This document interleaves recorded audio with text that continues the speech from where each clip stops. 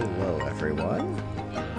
I am streaming from a slightly different location than had my office moved. So now I'm in the corner of the kitchen. So, we'll see how this works out. Maybe next week there'll be a green screen behind me so that I don't accidentally prevent anyone from wanting to use the microwave. But excited today. Augustus and I have our Eternal match. So last week, hey Kyle, long time no see. For Augustus, let's make this Eternal. We're gonna play some more Eternal decks. We got to them a couple weeks ago. Gonna do it again. Unfortunately, Hasty Relocation, which is a good shout out from one of the Snare Bears. Not really an Eternal viable card, not because it wasn't a strong card, but because Accelerated Diagnostics was banned, and that is the main reason I can think of that you would want Hasty Relocation. Though maybe you could really scheme and make a mutate Hasty Relocation deck. That could be some fun. We're going to go with my tried and true... Like it? Oh, there it is, right? Okay. All right. We're up against Max. Okay, this is an interesting starting hand. I think we can make this work. Kyle, I hope you're doing well. This is this is a very interesting hand. Red level is like one of our best cards. But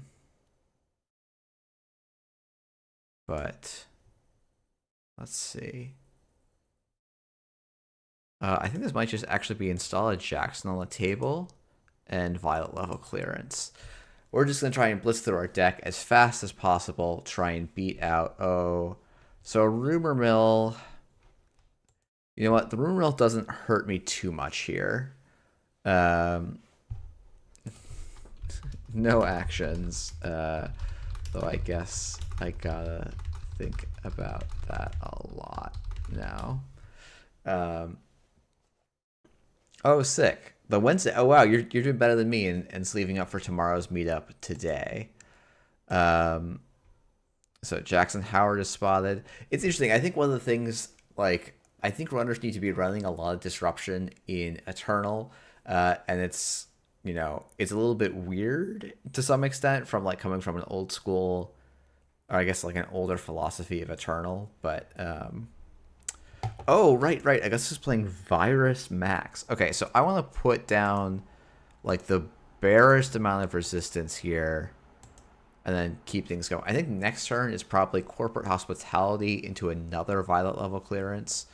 Okay, Blue Moose, a Hive Mind, a medium. Yeah, so this is going to be a very interesting and kind of explosive match where I think one of us is going to win and the other one is going to get completely blown out. I think a lot of it's going to be how much the Clot threat can be represented here. Oh, and let me switch over to the JNet face. I maybe want to... Here, let's slide this over so I'm more in the center of the frame with my natural sitting position. Trashing Deja Vu, Imp Deja Vu to play Moshing. Okay, so getting rid of 2 Deja Vus is very interesting.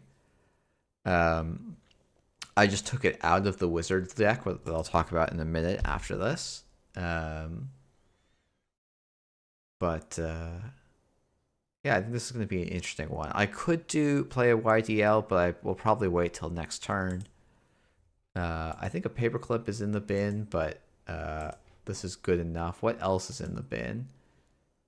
Nothing else. So we have some options here, but I think this is just going to be a Corporate Hospitality, add a VLC, hit the VLC. It's turn 3, and we have 17 cards in hand, 25 cards left in the deck. Feels pretty good for Eternal. And we can just score out to clear a Rumor Mill if we really need to. We also have the Cybernetics Virus Suite, so we can beat some level of Clots. Fermenter, click to gain 8. Feels pretty good for Augustus. Here comes the Knob Kari, and here comes Augustus waltzing through this vanilla like it's not even there. Ooh, and he hits the FCOM too. That is unfortunate. Okay. So I think what I'm going to do is a slightly slow play of YDL for plus 15. No, plus 14. Just nice, quiet plus 14. Let's do a drafter on HQ. And a gatekeeper on HQ. I don't think I mind as much Augustus getting free access as an R&D. Maybe there's a case to be made for putting the drafter on R&D here. I'll probably overwrite. I guess I could also like biotic red level or even just shipment. Do I have any combos here?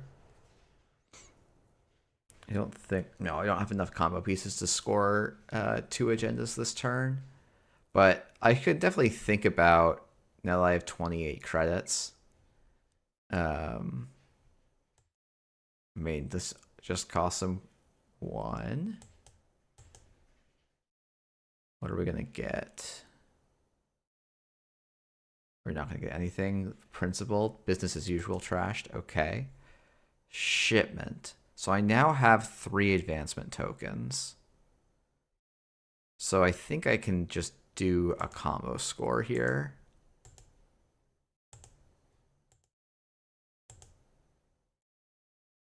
Okay, so that's 1 event. Here is 2 events.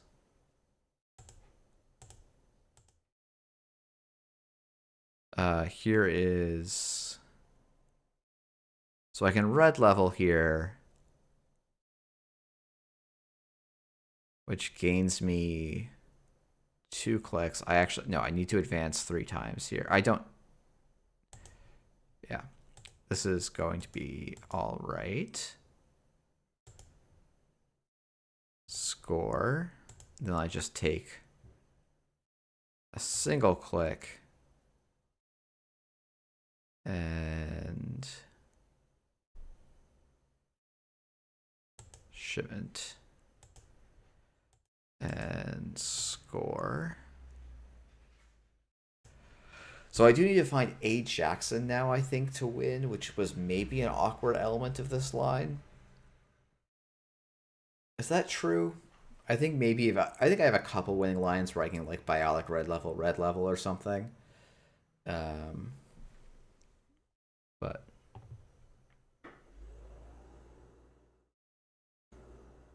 all right, Botulus on the outermost. I think I do res everything here. Botulus firing the first subroutine is great, or letting me draw 6, but I think Augustus is going to stop me from... Yep, of course. I think Augustus is going to stop me from getting the draw 3. I think the draw 3 is much more valuable than letting me get some more credits. But... Alright, let me turn this music down a little bit.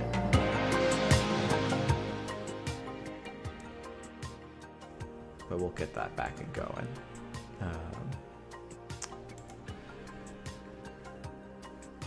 Oh, right. You can use the hive mind counters. Oh, that's very smart. Yeah. I'll res the drafter as well. Make him spend another SMC. Because that means he doesn't have Clot Threat. Oh, I guess he did have Clot Threat last turn. But I had the red level Cyberdex for it as well, so I was probably okay. I'm actually a little surprised he didn't go and fetch it. Is there a Clot in the bin? There is not. Okay, let's install a Violet level, or we'll add a Violet level, and we'll add a Jackson Howard to a new remote. I'm a little surprised that drafter fired. I feel like that should be a scary sign, but... Oh, the snipes. The snipes.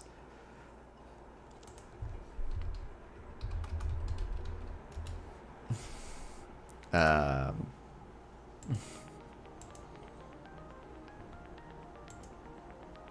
which I guess does look kind of like I'm trying to bait him back into running HQ, but I don't think he should.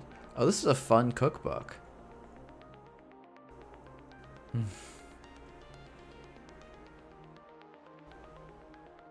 That's very cool. I'm glad some other people have been adding some additional alt arts to JNet.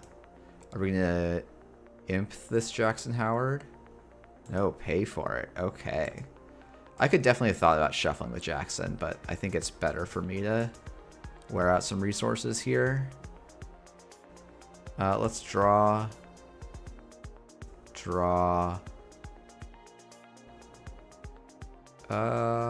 Probably just a YDL. And then next turn is probably just install Jackson, click, click.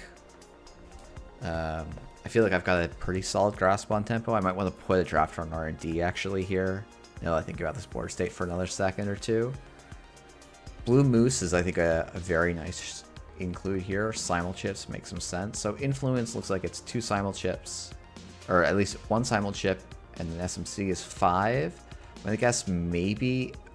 Okay, if you run the full set of simul chips and clone chips, that's 6 influence each. So that's 12. So then you could have a single SMC as the final influence, which is an interesting thought. Okay, parasiting the drafter. Interesting line. Are we getting... No, we can't get anything particular. Ooh, Vacheron is tough. Surprised he did not imp the Vacheron.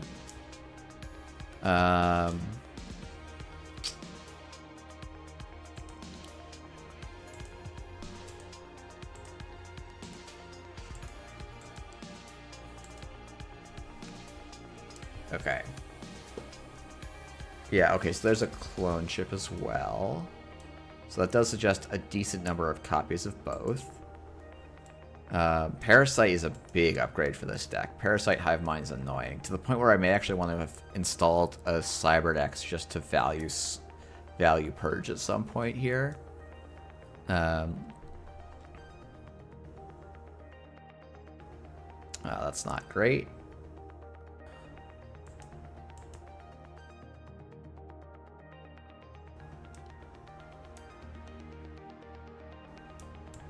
Okay, pay 1 to go into HQ. I might just fast advance this Luminal if I get the opportunity to. I just go install advance, click the FCOM, and then shipment. I think that's maybe the best way to do it. Yeah, because Wage Breakers is unique, so I can't use it through the Rumor Mill. I could also...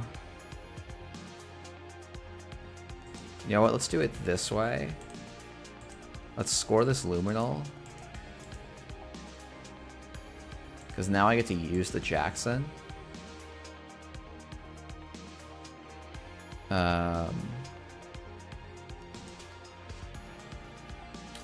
Okay, and then I'm going to discard this Gatekeeper.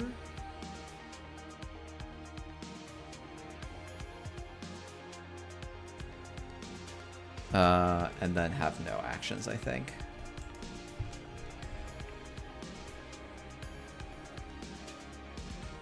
So I still actually have some fast advanced tricks here. There's 2 Rumor Mills in the bin now. 3 cards in the stack, so odds are decent. Yeah, there comes down the last Rumor Mill. The 1 Vacheron in hand is unfortunate. Okay, Amakua comes down, so I guess there can't be a full set. There's probably like 1 fewer...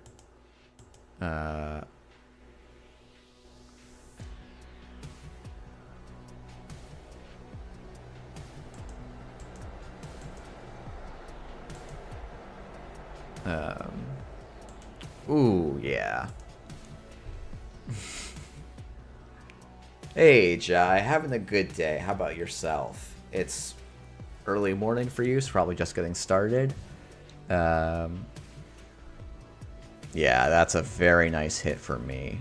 So we will just go new remote, advance, use the FCOM shipment, and a relatively late 9-turn win. GG. I'm a little surprised you didn't have Clot, though I did have RLC plus Cyberdex. And, what was it? And didn't Imp Basheron, though I forget if you already used it that turn. Because, yeah, Vash, I was still recovering. Oh, yeah, I saw you had a bit of a rough event, but I'm glad it was cool to see you make it out. And I certainly know the feeling of going to an event and then not having a performance I maybe would have hoped for. So,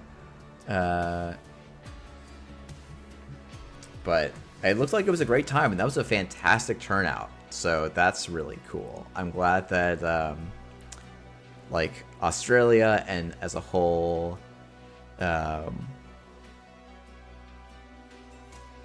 is like the sea just kind of is growing as a region. Yeah, I do kind of think if this, yeah.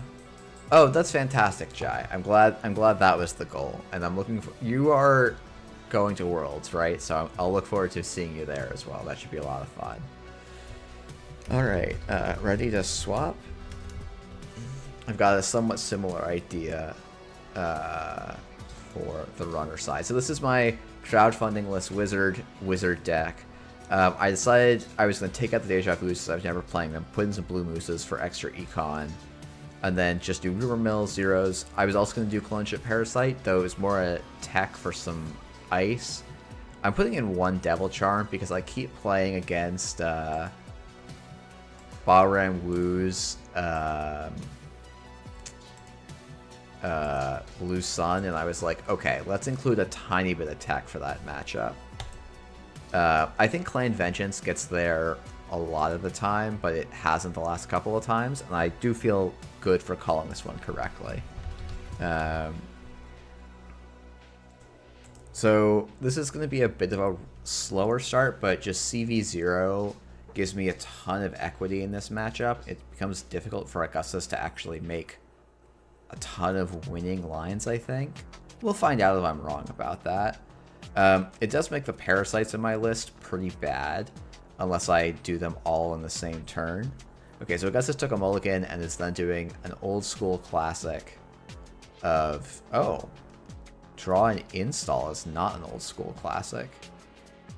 Okay, so I think this is CV0, hit the 0, and we're going to just run HQ and see what we can do. Oh, hey, let's hit Rashida out of hand. That's nice.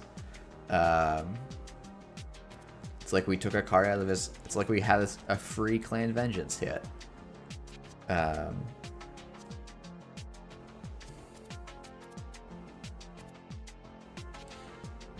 Yeah, I should probably just, like, slot a David if I'm really trying to rain on their parade. Sure Gamble, Price, Parasite, and Rumor Mill. Well, that's the saddest of all time.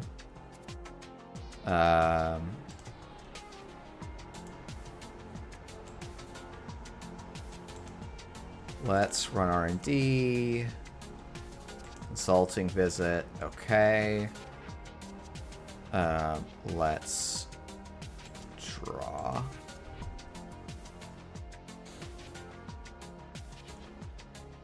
Bye-bye, Parasite. Yeah, Supernut, we're playing... I owed Augustus some Eternal matches for our league, so we're going to play a game or two of Eternal. Then we'll go to Standard, and I don't know, maybe we'll play some more Good Stuff Crim. I want to get a sense of how good Good Stuff Crim really is. It's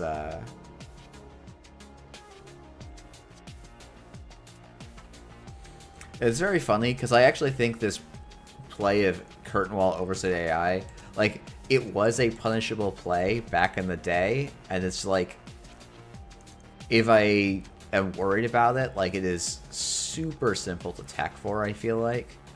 Like, it's literally just include David and SMC in your list, and you just kind of run the matchup. Oh, we got the hit we wanted, though. Okay, let's Blue Moose this.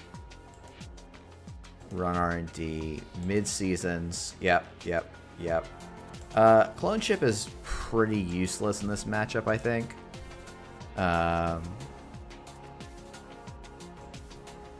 Okay, so yeah, Augustus is going for a big... So I think the challenge for Augustus here is...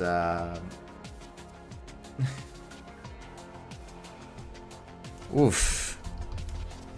I guess I'm not threatening to get into the servers right now, so maybe the challenge for Augustus here is nothing. I do think that, like, maybe I'm supposed to install Medium and go.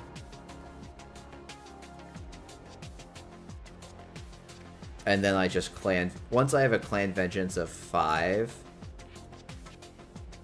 I guess I can't know if there's ice, right? That's sort of the thing. And, like, there are ways to tax out the ice in Blue Sun, but I'm not really representing them yet. I think all of the cards in my heap can go away. I have only labor rates really as recursion. I don't particularly need that many of it. I guess, you know what, with Clone Chip and Devil Charm, I start having some ability to nuke ice with a Leech and a Parasite. So that is a way to attack some money. Eminent Domain's very spicy. What's the high strength ice that we're grabbing here? I think it's going to be Orion, if I remember correctly. And, like, I don't think I care about Orion, oddly enough. I think I just, like, keep playing through it. Like, my turn is, like, install Charm, install Medium. Oh, a Curtain Wall. Okay, so 6 brings it to 4. Thinking.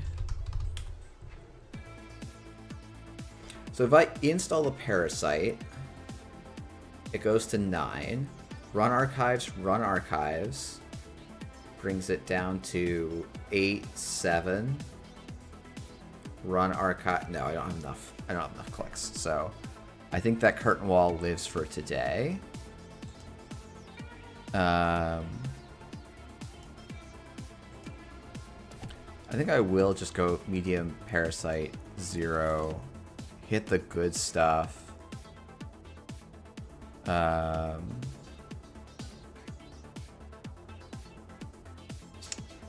And honestly, installing another Leech is interesting. Let's just run Archives, though. Okay, so we see a pivot, which does suggest that a lot of the kill combo is in hand.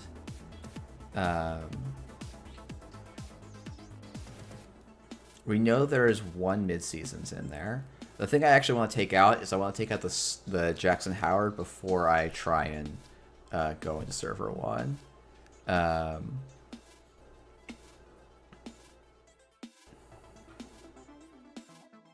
Yeah, I think this is probably a turn to go after Jackson Howard. It's definitely gonna... It's not guaranteed, but it was a turn 1 Jackson Howard without Econ on the board. So presumably there's some ice I can chip here. Actually, done. Let Unbroken Subroutines fire. Parasite. Run server 1.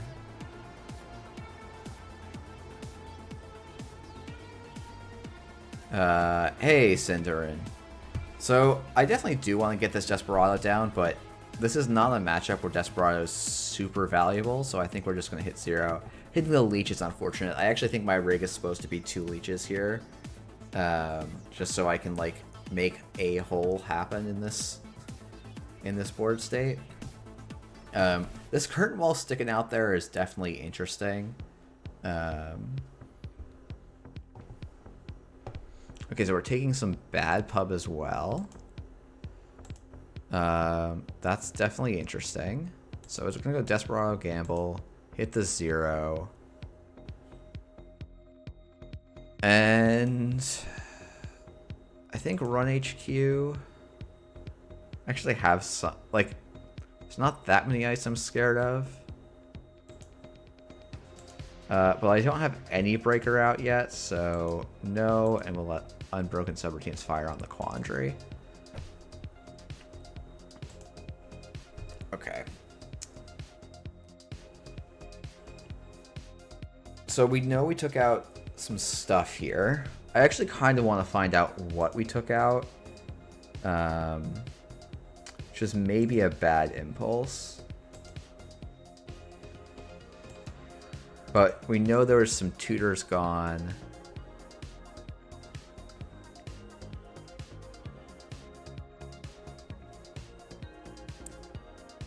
Oh, interesting.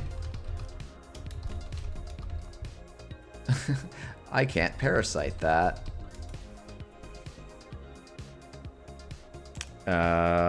Okay, so this is going to trash a program, and trash a resource, and then the run. Oh, oops. Sorry.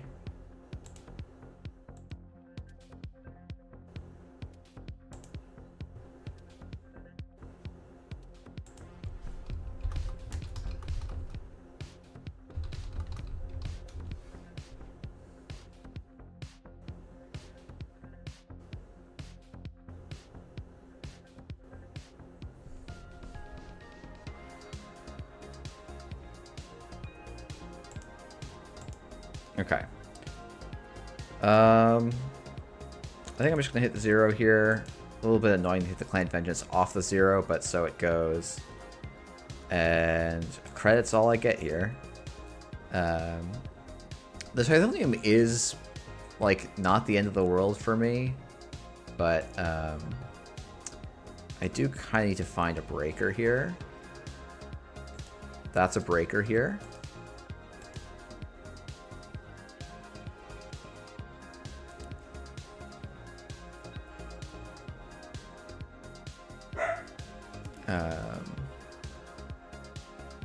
Hey, Andre. Okay. Thinking. So, if I charm this, if I don't charm this, I have to throw out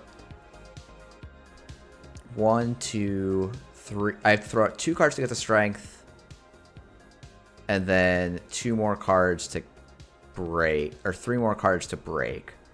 So that's a 5 total cards. I actually basically want to do that. So let's do this first. Let's do this second. Let's trash a program. Trash a program. Trash a... there we go. So I can break a code gate if I need to. Okay. So what I'm going to do is I'm going to use Clone Ship here, install Parasite, and counter this ice, remove Devil Charm from the game, and we're going to break this. Steal an SSL.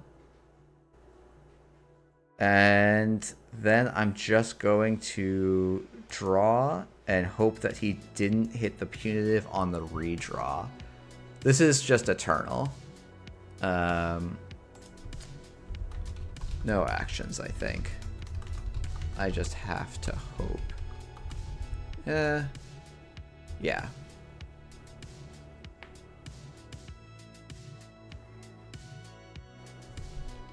All good. Ooh, am I dead now?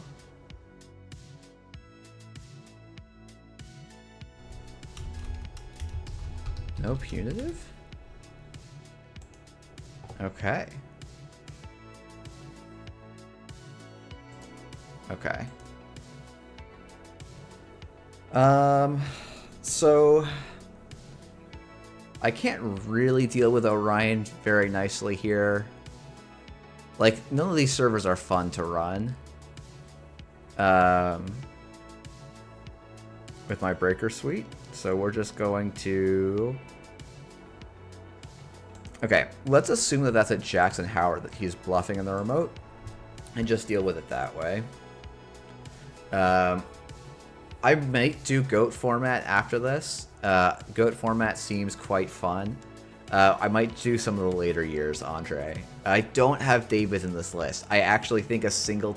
Well, the problem with this list is a single tech David, like, does so much, but I can't find it. Considering GOAT format, I don't know that I would call this GOAT format. I think GOAT format is a thing we could define in a lot of different ways. But if you have not seen, NB Kelly added a pre-constructed thing, and you can do pre-constructed pop-out fields, and you can choose to do every world's winner and runner-up as kind of dual deck matches. I am so sad that Hate Bear finished like third. It is a real tragedy, I think. 8 credits is a good chunk. I think we're just going to try and see the top of R&D here. Am I off by a credit? Trying to figure... okay. So I do have 5 cards I can pitch, right? Having to do the math now on if I've boned myself. Okay, so I need 4, I would need 8, so I'm actually fine. This is why Titanium was allowed to be printed, because you were just breaking it for 4, and it wasn't actually a trap a lot of the time. Okay.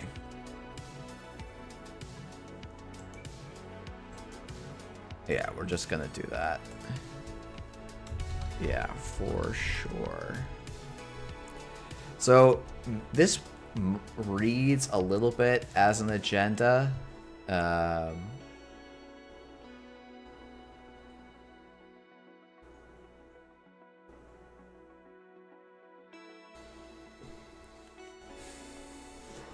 Okay. So this is after... Actually, sorry. Sorry to be a jerk. Mind unwinding to after start of turn triggers? Okay, if you don't want, you did pause. This is closer to the good side of Eternal than the fun side, I think. Because I'm just going to try and Clan Vengeance Augustus out of the cards here. Which is definitely an unusual definition of fun. Oh, I could reinstall a Blue Moose. That's probably worth doing here. This is 3 credits, and so it's actually only 2 credits, so I think this is like a thing I can afford to do. And we'll just install a Blue Moose, and now I kind of get to do this every turn. I actually don't, like, one of the interesting things about Eternal is I don't know what runners are supposed to look like right now. No action. I missed that he triple advanced at some point. Send a message scored. Okay. Let's just get rid of something that doesn't matter, like the Blue Moose in the heap. Let's hit the 0 button. I shouldn't have done that when I have labor rights still in the deck, so we're gonna run archives, draw, and click for a credit. This is going to be a very odd. I need to know what the bottom couple cards of my deck are. I'm going to have to get a big leech, probably. No action.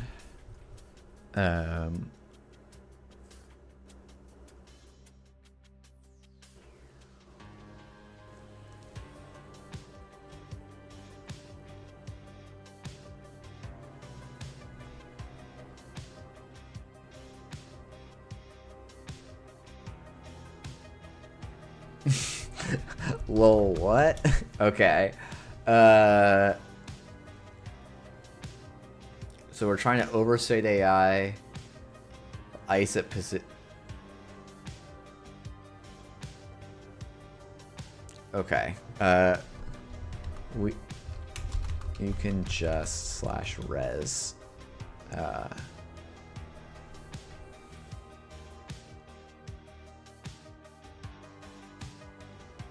Oh, it's unique.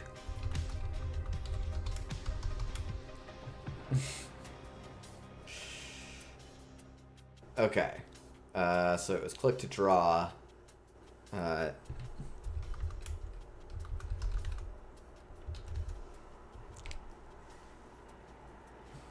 Oh, I mean, that is very interesting for what that tells me about HQ.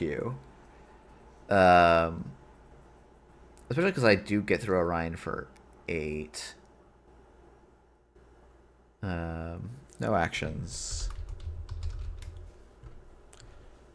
Okay, so what the heck is this agenda density? I also, like, okay, so we hit a consulting visit, a pivot, and 2 mid-seasons. Let's count influence, actually. 4, 8, 9, 10, 11, 12. Probably a 13th influence there. So what's the last 2 influence? Okay, so we're going to have to make a lot of money here. Draw. Oh, hey, there's our Black Orchestra. Not that we really want to use it in this matchup, but let's... Actually, no, I think we want a labor rights here. I think I'm going to labor rights back, a leech, a labor rights... there's no resources for me to install. I don't think I'm installing another Clan Vengeance because I just don't have enough cards I'm going to be able to recur here. So let's get double leeches. And then we'll discard a Black Orchestra. And then we'll pop the Clan Vengeance here.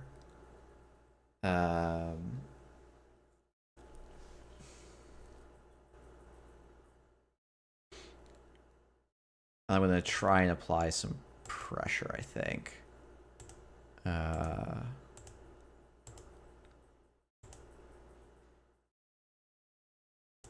Okay, let's run HQ. Not going to install Black Orchestra. I am going to break this end of the run with a Steel Skin, draw 2 cards, continue to movement. I do almost wonder if I should be playing Yogg instead of Black Orchestra. Oh, sick. Let's rip it.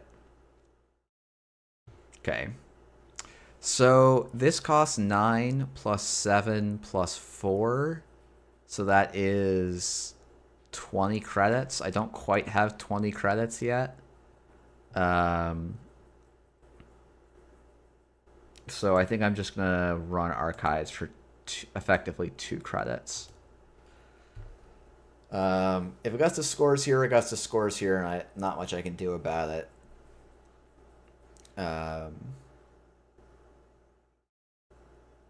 Yeah, Eminent Domain. We're going to find probably an Archer. 12 cards in the deck. There's 2 points removed from the game, plus another 2 points there. Okay, so we're going to have to use these leeches to make things make sense. Actually, leech, clone ship. Let's run HQ first. Yeah, I do have a killer. I have a 1 of Black Orchestra.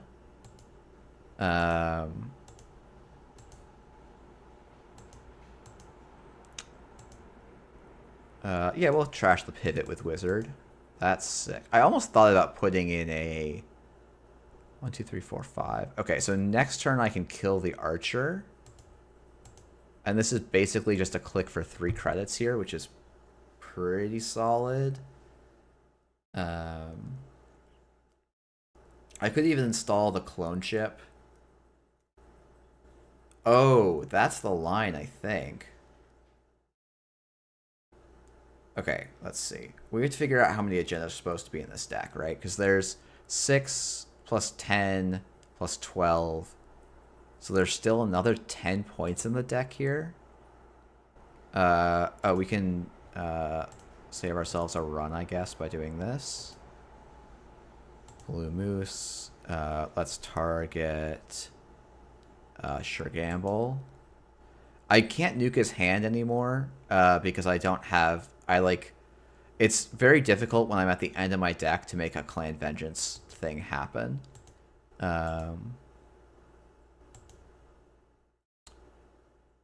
Nope, but I will go 1, 2, 3, 4, 5. And then these are all credit equivalents. Oh, sorry. Counter V1. Forgot it doesn't help that much. Okay.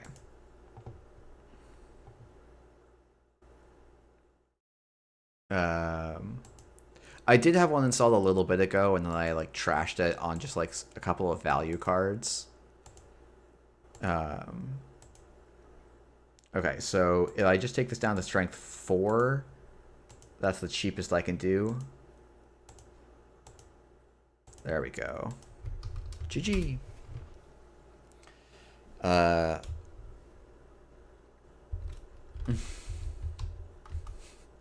Glad I watched Boz's stream last week and thought to put a Devil Charm in.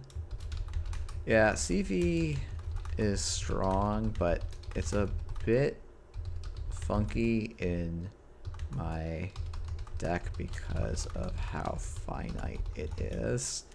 So it's like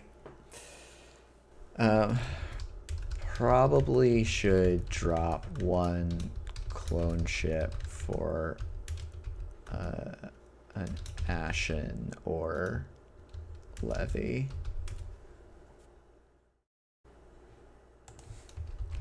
Yeah, I do have labor rights left.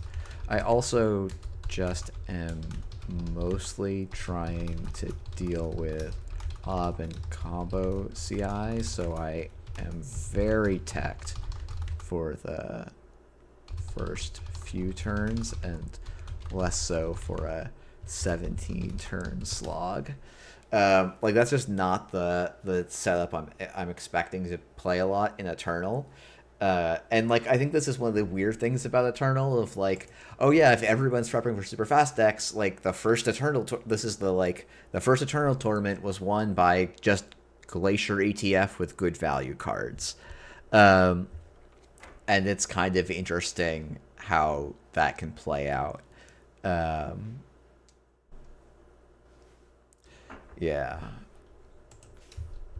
Parasite was originally tour guide tech, but turns out it's good in a lot of matchups. Parasite, good card. Honestly, one of my all-time faves. I think this is a card that I would love to see reprinted in Dawn. I don't think it's going to be reprinted in Dawn, but I would love it if it was reprinted in Dawn. I think that would be pretty sick. If you need to make it install 3, I think that'd be fine. Yeah, thanks for the games. And yeah, awesome. All right. Well, I think... Okay, Andre, I know you're in the chat, or if anyone else in the chat would like to hop into some pre-constructed... Hey, Augustus, thanks for the games. Those were a lot of fun. Some pre-constructed decks. We could maybe do some of those. Otherwise, I'm happy to just do some crim running. I think maybe we'll start with that, and then I'll see if people have some other ideas. Okay. Genuinely, I just love this deck so much. I think I'm just gonna play. This is like an ideal comfort deck. JNet also got some upgrades. I seem to keep getting some upgrades. You know what? We'll actually do a rarity. I'm going to play either Asa or I'm going to play Zaya, whichever one we get queued up into. But yeah, I hope everyone's having a nice week. And man, I'm starting to count down the number of weekends I have left till Worlds as we get some small details sorted out on a whole bunch of things. But it's getting really real, so that's pretty exciting. Yeah, I'm hyped to see. I'm hyped to see a bunch of people at Worlds. I think it'll be a ton of fun. I'm actually. I think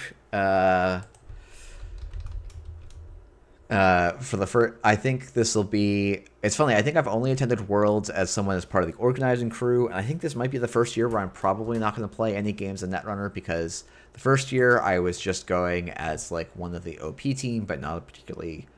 Like, I was not terribly central to the OP team in 2022. I was helpful, but not central. And then in 23, I played during Crown of Servers, or no, what was it? It's called something else, wasn't it? Shoot. And had a lot of fun getting my clock cleaned in Eternal. I was not bringing super serious decks, and I should have brought more serious decks. I did almost beat the infinite combo, infinite credit Woo decks.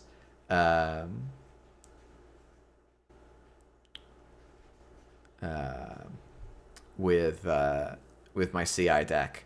I actually had a winning line, but I missed that I actually had the combo score out. Okay, we're gonna do some value pokes here. I'm gonna try and avoid giving my opponent probably Aket triggers here. And we're just gonna do a little bit of value pokes. Now, sometimes in these against like decks like this, it can be bad to just like give up your Hermes equity, as I just did. But I think on balance, it's probably all right.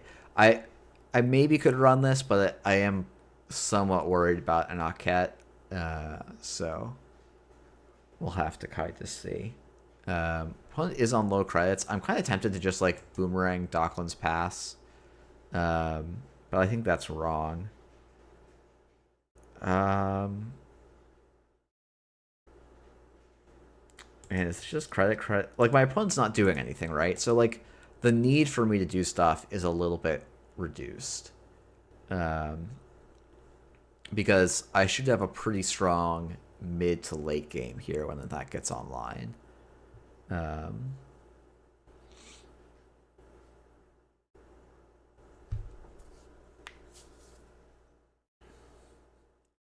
Okay, we're just going to click credits at each other, and I think because I'm drawing cards, that will come out to my benefit. So let's just Bravado at HQ. I don't mind giving up one credit here. I do mind letting up a free res happen. Because actually, one of my big plays now is like, don't need to force the issue on some stuff.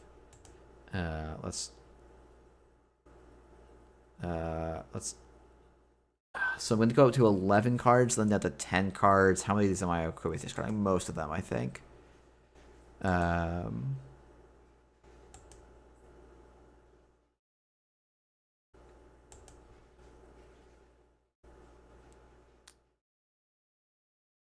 Oh, you know what? This is undo click. We're going to do this a little differently. Oh no, I can't do this differently now. If I had done the Chesvi on the first Baya bans, and then Bioband's archives again. I could do some fancy plays, but we're just gonna not do fancy plays. Let's like get rid of a lot of excess draw here. I think we can get rid of the pinhole. I'm probably gonna want the Chesney. Actually seems quite good here.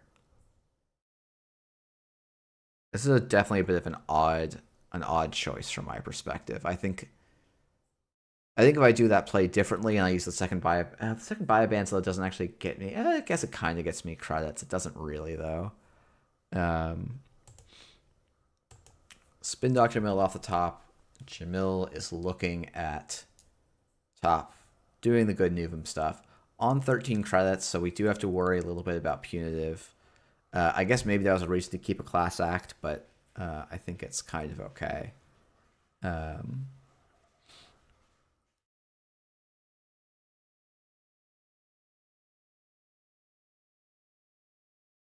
Because, yeah, we're just going to... I think playing around punitive is probably correct here.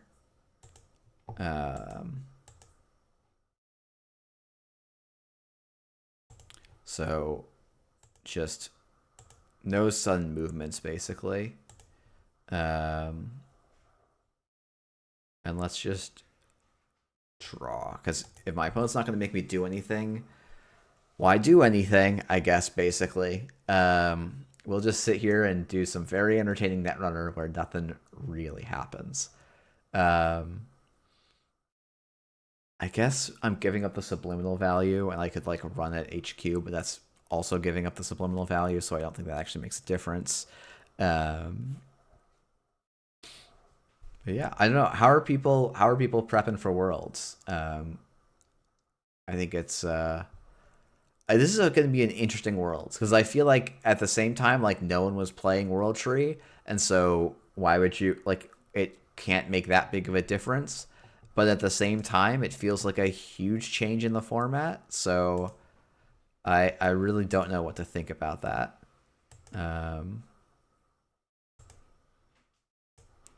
It's going to be an interesting one to see. Yeah, Daria, you're completely unknown to prep and cook interesting and unique decks that actually usually do pretty well. All right, wall to wall. I think the reason I was like, oh, that could be a Rashida. It could also just be 5-3 sitting on the table. Though now I'm closer in credits to Nuvem, I'm a little bit less worried about that. So next turn might be install Chesney for a credit using Paladin, then buy a band's archives, install the Docklands Pass. So, and then at some point we'll find a Kurapira and get into HQ. But I think this is going to be interesting Worlds, because I think every Corp faction feels like it has like almost 2 viable decks, which is kind of wild.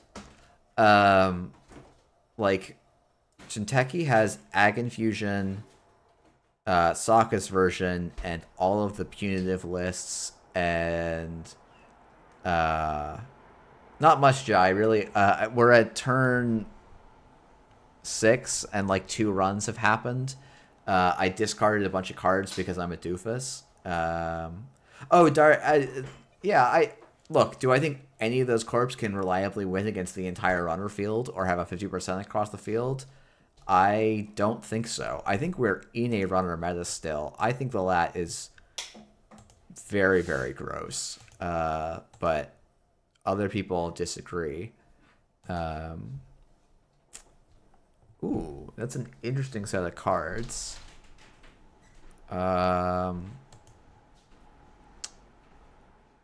That's a very interesting set of cards.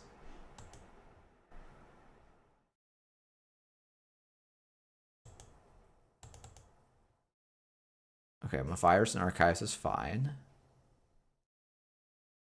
Draw. I think I could inside job that, honestly. It was trash for the wall to wall, right? No, add itself to HQ. Okay. Um, Lat is tier 2 is some peak psyops Daria, so that's fine. I think you don't have to play Sokka's Lat specifically. I think you probably should. But I think there's other Lats that you can look at. I think, you have to be ready for the girls deck, you have to be ready for Kit, you have to be ready for, I would say, Reg Zaya, Reg Sable, maybe Reg 419, maybe Hijack Router 419 is real. Who knows? But yeah,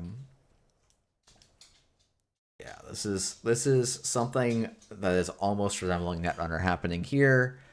Oh, are we gonna score? Yeah, sure. I'll bounce that back to your hand. 31 credits. Yeah, Merc is definitely going to be the next deck of the week. It's an interesting idea. Maybe we'll look at that. I don't know. Kurapira, Paladin. 15 to 31 is actually probably not enough credits, but I'm going to make some credits off of running HQ here. So that's nice at least.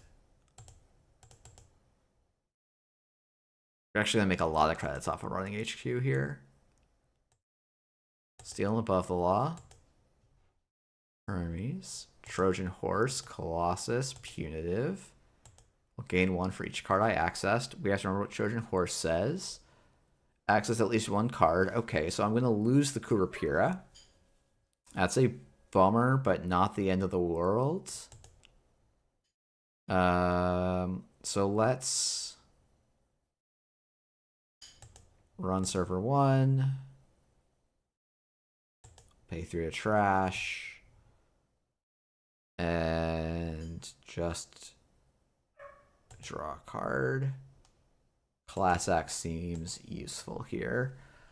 So we're going to lose Kurapira. It's not going to be fun. We're going to have to really grind out this matchup in a lot of value. But I've had a lot of practice lately grinding out almost no breakers, Crim, and beating Rig Shooter. So we'll see how this one goes. I'm not punitivable, but maybe there's an agenda in that one face down in Archives is an agenda. That would be unlikely, but every people were memeing around with the same-ish Merc deck early RWR. Yeah, I think this deck is it's fine. I wouldn't take it to the bank with me or something, but it's a reasonable enough deck, for sure.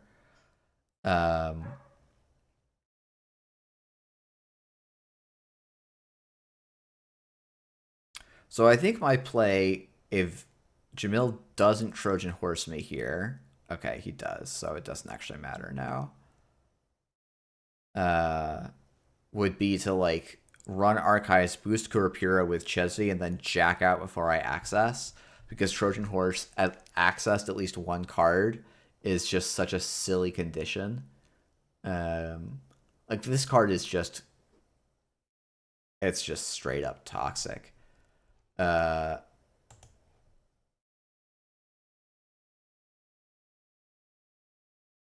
hey, what can you do? People like their toxic cards. I love my Shaper Prison, so I really shouldn't talk, but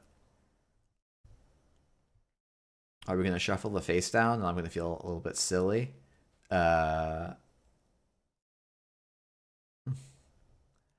It's just not. So if Trojan Horse was stolen agenda, I have some a modicum of sympathy for it. But it's not. It's just play Netrunner. Oops, you played Netrunner. And we already have other tools for beating people who deign to play Netrunner. So I don't know. I'm not gonna take the bait of saying, oh, I should people are fine for wanting to play toxic Rig Shooter. But so it goes. Especially because like the card's not even like okay, you're gonna do okay against Crim, but like you play against Lat, and what do? Oh man, I spend 17 to beat Lat. Oh, here comes the Simul chip. Like I don't know.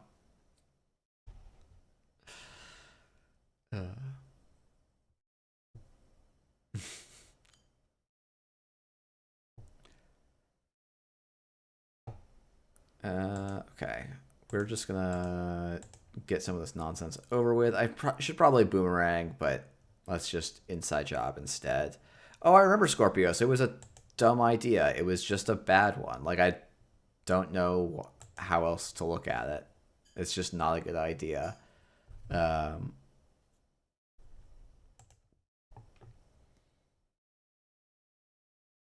I think I'm okay with running archives. It's not an agenda, but I'm not that worried about being rig shot here.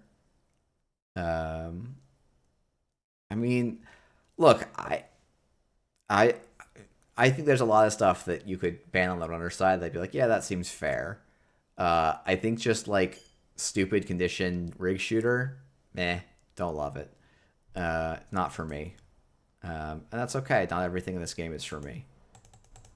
But so it goes. All right.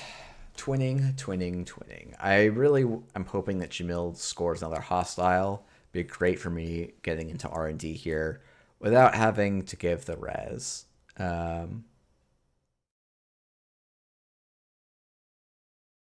How good is ScapeNet versus Lat? Honestly, I haven't tested. I feel like you're just kind of sad to play it, right? Like all you get is you hit the simul chips, and then you have to have a plan that attacks that simul chips. I guess it hits virtuals, right? So against like these sort of crim decks, you get to hit the twinning. Um, what else do you get to hit with this? You don't get to hit Banhar. Uh, I don't think you hit anything else in the lat deck. And I don't think you consistently hit the twinning or anything because the decks that play twinning tend to be decks that print some amount of money. I guess ScapeNet is a 1 for 7. Yeah. I 100% agree it's a bad mediocre card that enables boring plays out, but low power level cards that only target one manufacturer are kind of fine. I don't know that I agree with that, but that's, we can disagree. We can agree to disagree. Uh, I think what I'm gonna do here. Well, yeah, we'll just boomerang R&D, bravado R&D, and now we can go and get the breaker that we need. Assuming this isn't a barrier. If it's a barrier, then I'm kind of sad. Are we boomerang over lat for worlds though? I mean, I think you should be, honestly. I think it's just the best deck in the format. But like it's a best deck in the format where you can play many other very good runner decks. So like it's a little bit silly to be Doomerang. Oh my god. Okay. Because like, look, I don't know. I think it's unlikely that lat makes up the majority of the field, but I think there's like at least two very good lat archetypes, and I don't know. I don't. They're strong, or like I don't know. I think their difficulty is maybe a bit overhyped, but that might just be my own perception. Um, okay, Dari. I mean that's fair too. Um, there are other good decks. Essa is a very good deck. I think. Like I think Deep Dive Shaper is generally good. Girls is solid. I don't really believe in the Freedom Lat, but I do think that Freedom Lat or Chisel Charm, like the Chisel Charm stuff is like just Chisel Charm Anarch, whether you do that out of Freedom or Hosh, is like a pretty reasonable deck. Um,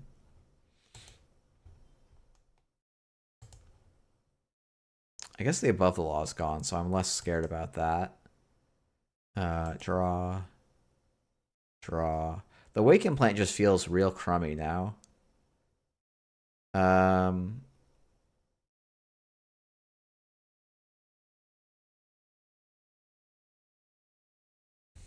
Okay, how many wall-to-walls and Rashidas are down? I'm just going to call that's not an agenda.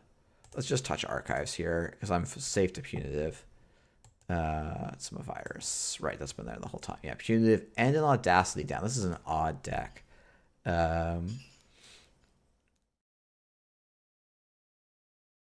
feel okay with fast Asa versus Lat. Might be Copium. Yeah, there's no turtle in this Zaya. Opponent. Oh wow, Hollow Man I should have called. Oof. Are we gonna get SDS and lose our Carmen here too? That sucks. Oh yeah. Okay, well we have to just win off of boomerangs now, I guess. Which is a bummer. It's so frustrating that server was completely busted too. That's just me being silly and like not thinking. So this is trash a program and give me a tag. We know the top is nothing here. Oh, this is good. Like I kind of like it's frustrating because I don't think I'm going to lose this, but it's going to just be such a freaking slog. I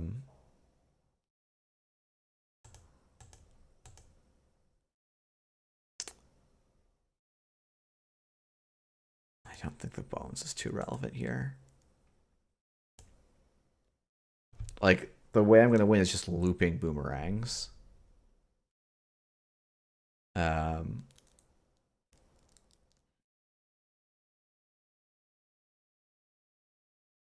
Okay, so top of R&D is a new card now.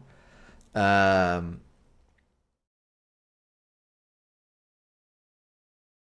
like you can trash my Chesvies. They're not going to get used for the entire game.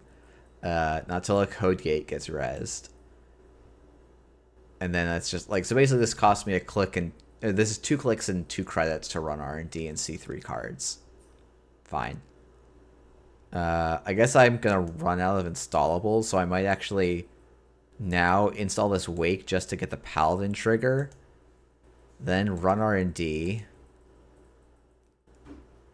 Let Unbroken Subroutines fire.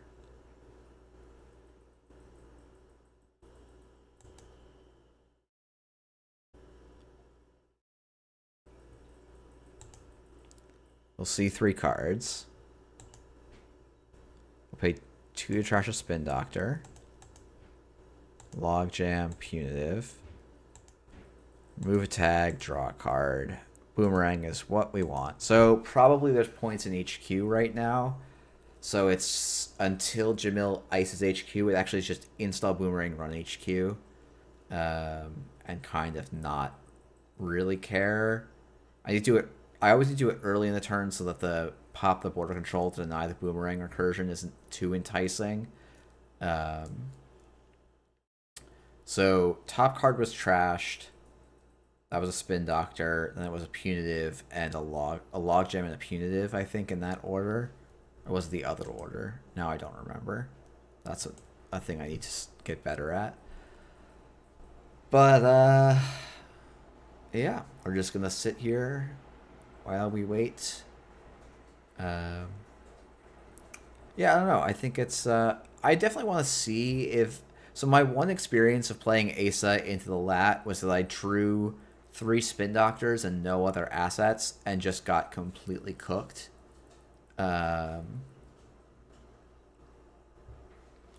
So I'll be kind of curious to see how it goes with a larger set of games.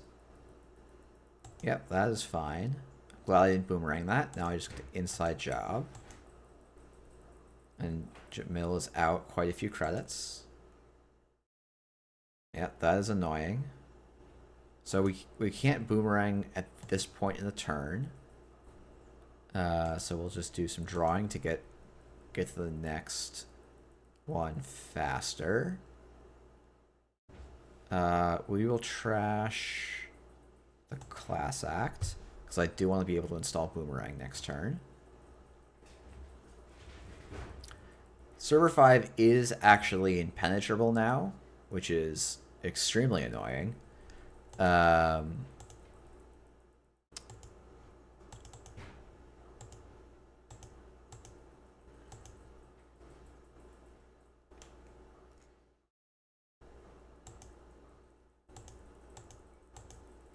So opponent can stop the boomerang stuff here, but I think the wake implant's enough of a threat that they can't. They might choose to, but I get okay. This is okay. I still have one more boomerang, and I don't even need it to get into HQ. We'll access 0 additional cards to the twinning here. Because I would be shocked if there was additional card. Like, I don't think this is where the agendas are. Oh, it is where the agendas are. Okay. That's actually an annoying paladin trigger. But we're up 26 to something. What do I trash here? Honestly, probably the Chesney, right? Because I have no more mid-run credit use abilities except trashing stuff out of his deck. And I do still have a boomerang to install. Oh, trash Hermes. Yep, thank you. That is correct.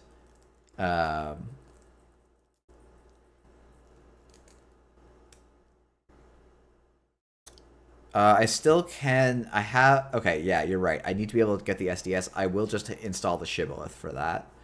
But yeah, thank you. That's a good shout out. Yep, trashing the Hermes was definitely correct. Yeah. Yep. That's a silly mistake. I'm not playing accurately, of course, which is annoying. It definitely makes this deck worse. Draw. There's the Shibboleth. Let's run HQ.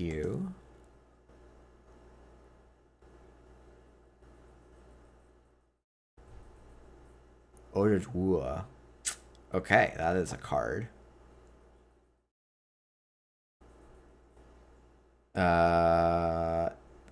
Yeah, I don't think this matters too much.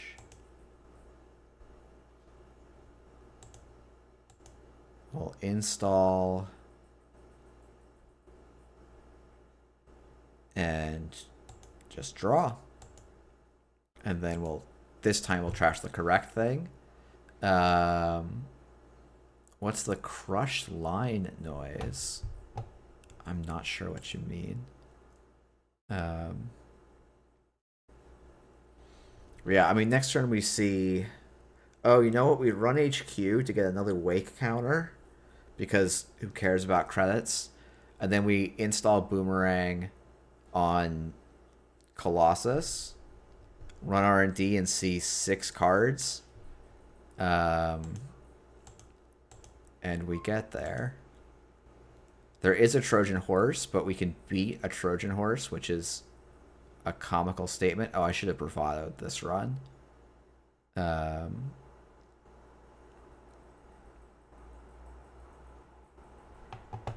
Oh, okay. Yeah, I am seeing... That's interesting. Okay, hold on. I don't have the best control over that right now. I might have to fix this between streams. Yeah,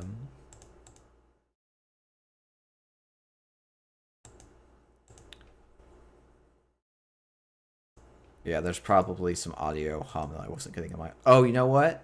It might be there's a... It might honestly be that my fridge hum is loud enough that that's what's being picked up. And that seems actually quite plausible. Okay, there's the hostile. There's the assault. GG.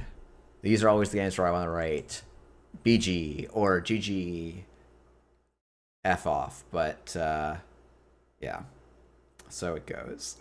Yeah, WinCon list corp is a thing, I guess. Yeah,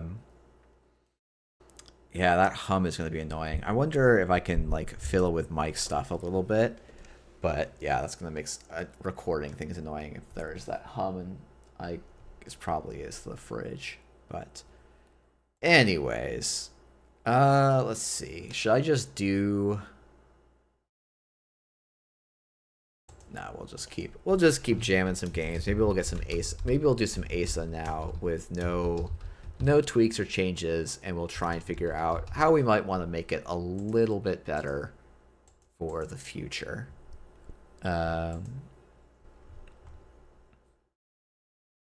Is this a little bit better, or is this an abomination of a deck? Nope, this is a little bit better. I think, what did we decide? No, it's 2 Trent grids, not 3. But my ice is too expensive. I think what I might go is...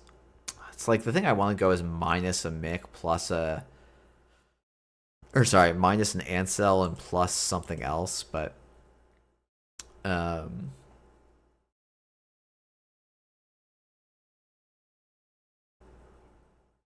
If you have a solution for Asa versus Lat, I'm all ears. Yeah, Jai, I don't know what Daria's cooking with... someone was saying... I forget who was saying it, that... oh, it was Jordan. Fast Asa versus Lat might be copium. Yeah, to me, that feels like copium. Like, I think you need a pretty god start. Like, I think you can win, but I think it's like a 45-55 matchup at best for Asa. And when I was playing against Paul in the lower semi, or no, in the semifinals at Montreal, it felt like I was just dead, like after a couple turns. Yeah, you're right, Daria. You don't play Asa. Actually, no, that's not true. You would play... I think your Mirror Morph Prison deck probably worked better in Asa. But I don't know. I don't remember what that deck needed that Mirror Morph enabled. Because it was like, yeah, you'd click MCA, but you can do that in Asa just as well. And you probably get set up a little bit faster.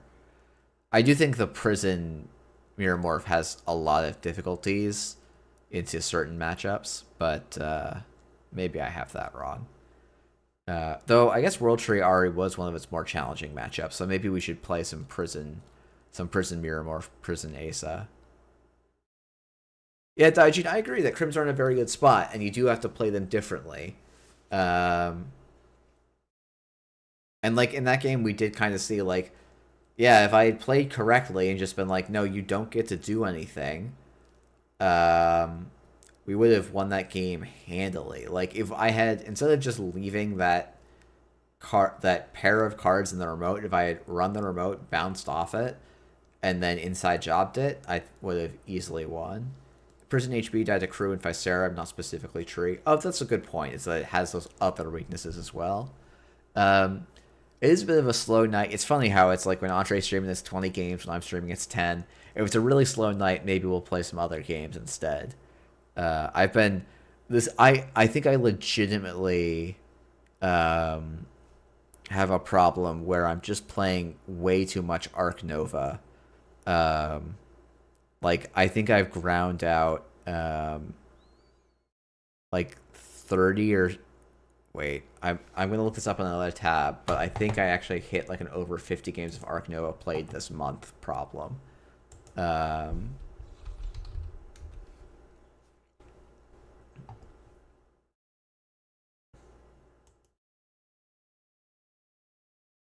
me see. I have 74 games played, and they're basically, yeah. Can I see my stats for Arc Nova specifically, because it's like it is really a problem for me.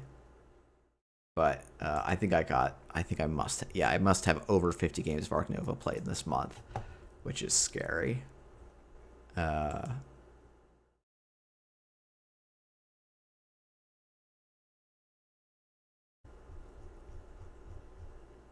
I have 74 games total played. Some of those are Azul, some of those are Race for the Galaxy. But yeah, it's yeah, I have the, what's the Addict badge? It is a lot of games played. It's 50 games played, yeah. I got that. Oh no. Oh no, I got that quite a few games ago, didn't I? 1, 2, 3, 4, 5, 6, 7, 8, 9, 10, 11, 12, 13, 14, 15, 16, 17, 18, 19. Okay, yeah, I'm about 70 games of Arc Nova played. That is very funny. And yeah, that's borderline a problem.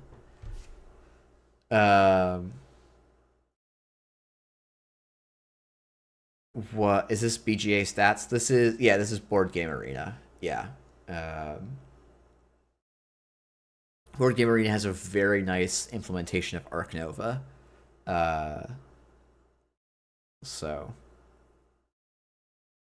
I've just been jamming that. I've been jamming that. I've been playing a lot of Deadlock too. I am extremely bad at Deadlock, but it is a fun time. I'm having a good time with it nonetheless. Um, and I've been a little bit off of Slay the Spire lately. I almost booted it up today. Maybe we'll do that if games continue to be very quiet tonight. But looks like we got Snowy. Yeah, I saw that you were talking about Hero Escape, so that should be interesting to see that report. This is like a playable hand, but we can do better. This is a worse hand, but we can play it. I think this is Trent Grid and a new remote with a brand. Brand on HQ, click for a credit. I don't love this. This might honestly be something like Project Vitruvius in Server 1, Cohort in Server 2. Alright, I actually don't mind that Spin Doctor going down. It would be a very good Server 1 card.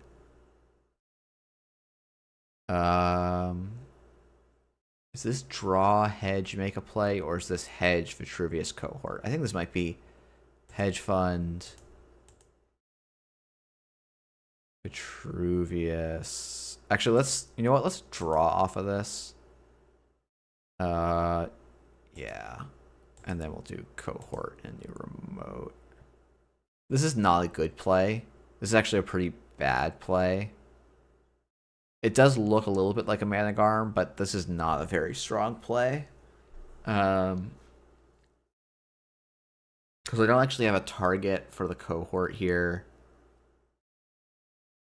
Yeah, that's what I'm realizing, is that this Cohort's kind of dead. Especially if Snowy hadn't trashed one of my Spin Doctors, I could think about just chucking the Off-World Office, because, like, who chucks their one agenda?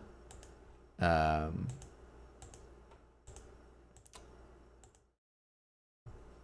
mean, never punished. Never freaking punished.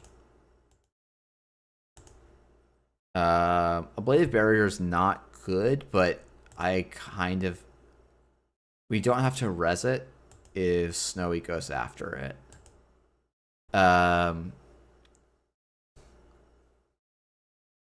And now we get to do the extremely... Oh, okay. We don't get to do the extremely rude and my favorite of all of the Cohort Asa plays of turning up an agenda and then scoring a different one and then, like, having stuff on the board. Let's res this Rashida. Draw 3 cards. I really need to stop just... Oh. Undo click. Value locking myself. Like, this is legitimately bad play patterns. But I can't stop and I won't stop. And me being on 16 credits is very scary for the runner. My ice all being drafters is really scary for the runner, for sure. I do kind of want to get my powers that be out on the field, so we might even delay this agenda score for another turn. It might be like...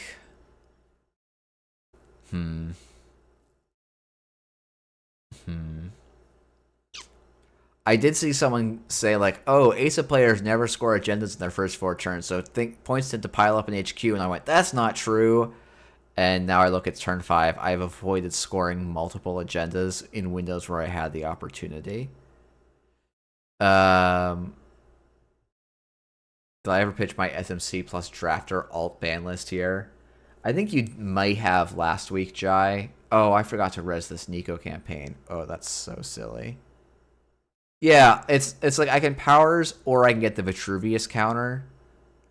I guess the powers is actually slightly better. So let's do this in the correct order, which is advance, advance, advance. Put down powers and MIC. Res powers. Score the Vitruvius. And then install the off-world office in server 1 to gain 2 credits. I can also install the Rashida if I want to play it safer, because Poison Vial Quetzal actually is getting into 90% of my servers here. Yeah, Jai, like I do wonder about an SMC ban. I think my pet deck to hurt the lat decks would, but not like nuke trick shot from orbit, was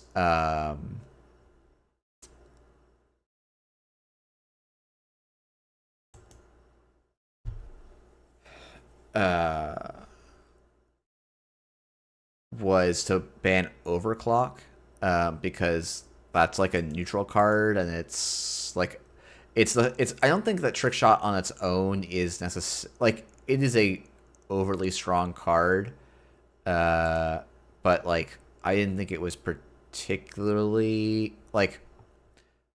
We've had stronger cards in the format, and I know people disagree with me on this, but like I don't think, I just don't agree that Stim Hack is or that Trick Shot's stronger than Stim Hack.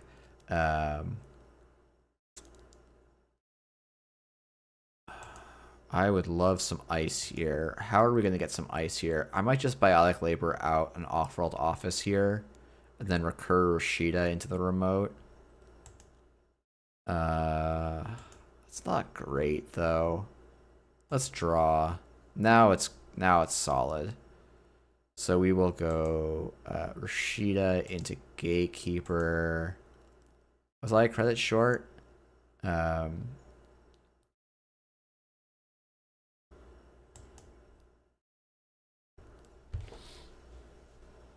I think SBL did, like, I think there was I don't think it was like out of the realm of possibility to that SMC would get banned.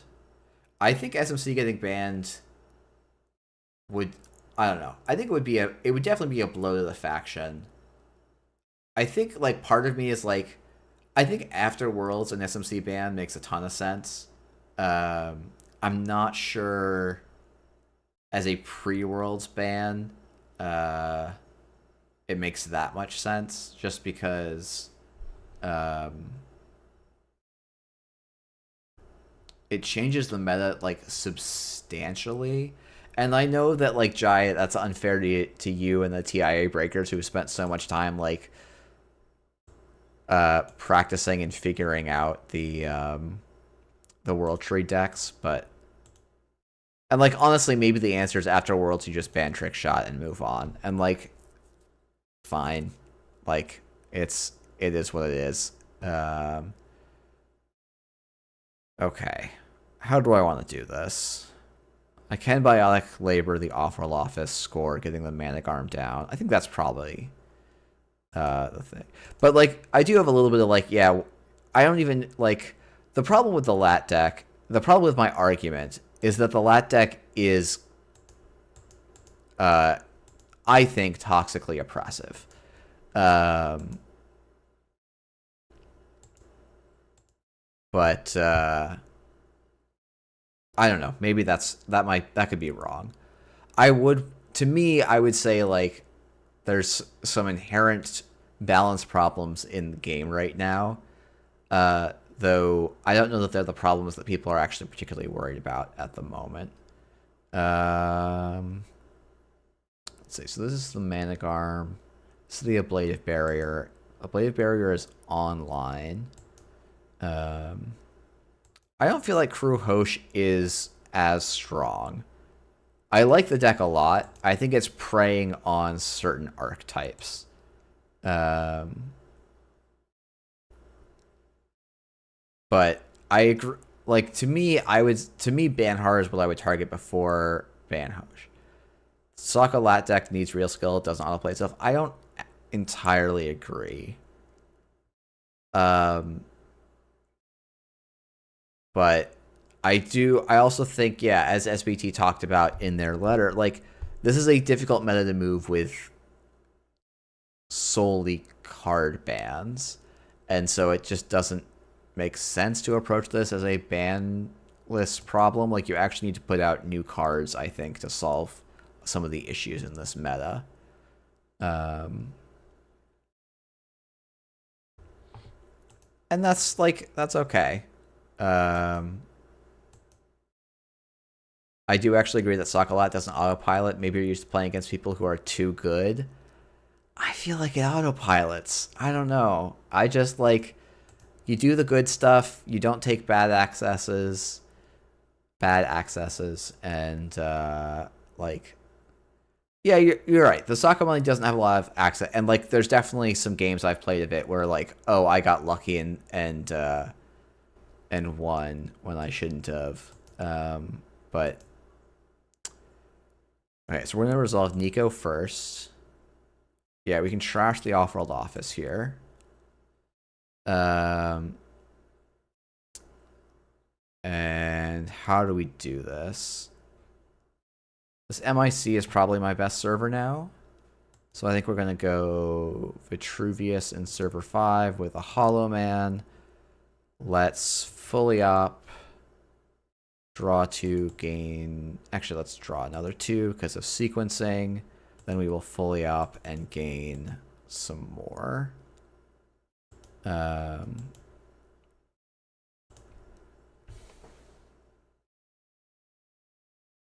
Toron, there's a lot more play in Boring Lat than Reg Hosh or Kit IMO. I mean, so I think we have different definitions of autoplay, and my definition of autoplay is maybe just wrong, and that's kind of fine.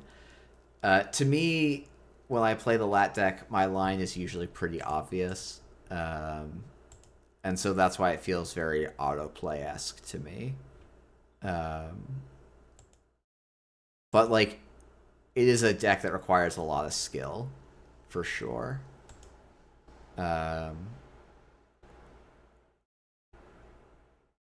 It's just it feels like a lot of stuff that I've feels more second nature, but I don't know. I don't know if you know, Kat, you keep telling me I'm good at Netrunner, and yet I keep reacting the way I react, and so one of us is going to have to change, and I don't think it's ever going to be me. Okay. What do we want to do? Let's put a Managarm on server 5 and a Magnet on server 5. That seems more annoying for my opponent. Then we'll put an Off-World Office on server 5 and a Gatekeeper, a Gatekeeper on R&D. Yeah, okay, Kat, that's fair. To be fair, Kat, you beat me 2 out of 3 times, so you beat me 2 out of 5 times, or 2 out of 3 times. So like, by rights, you probably should have beat me in the cut. Yeah,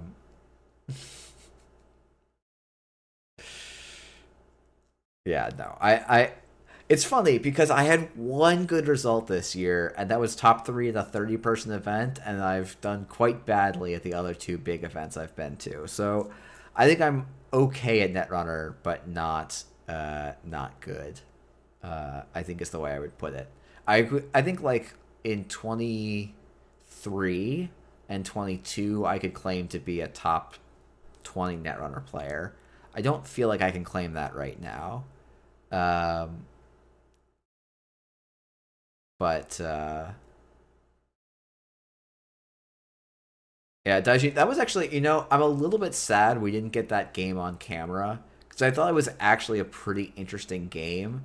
because you had like, even though I think I played around your deck like in a way that was very very difficult for you to win, I didn't actually have everything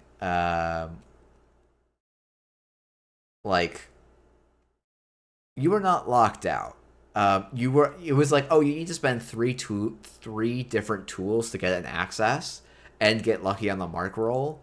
But like that was in the realm of happening. So like I think that was an interesting element in our game, even if it didn't actually go in a way that was interesting. Like it didn't. The things didn't roll out that way. Uh, as it happened, but okay, we just did not need to lose the other Ikawa. Okay, great. Um, hey, Jeremy. Yeah, we shifted to the kitchen this week because I lost my office for various reasons. Um, but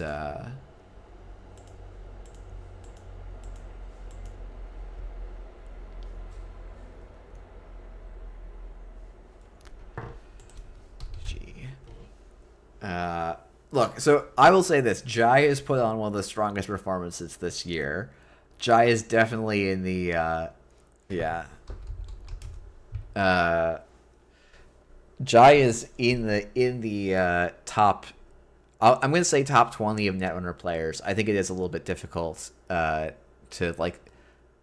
It's very difficult off of a small sample size to know exactly where everyone is, and like even Worlds is not going to be a good example of this in all cases, because like randomness happens, right? We're going to be running. Uh, if you're in a testing group who has won a tournament, you're good. No debates. Yeah. I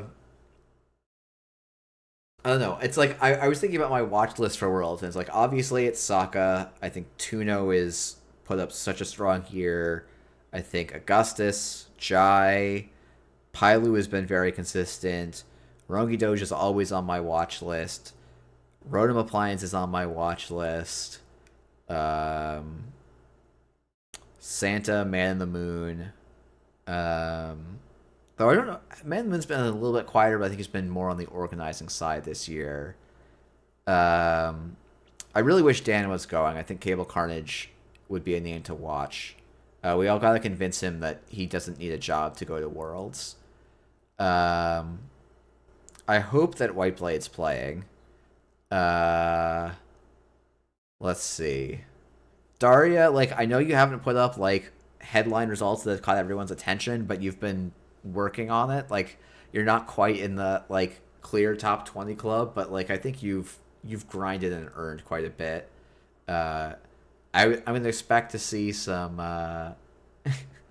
Jai, you're gonna have so many people coming up to you and going like, "Jai, the people's champion." So you better at least make top cut so that we can get that in. Get that on the stream, because I don't want to call you out in Swiss for stream, if we don't have to.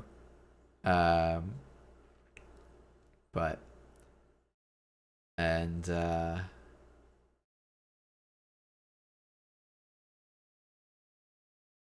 yeah, Daijin, yeah, it was like it is the first game I think I've ever played where I put 3 ice on archives, 3 ice on R&D, and only 2 ice on HQ because that was the correct permutation. I got very lucky with my ice straw in our game.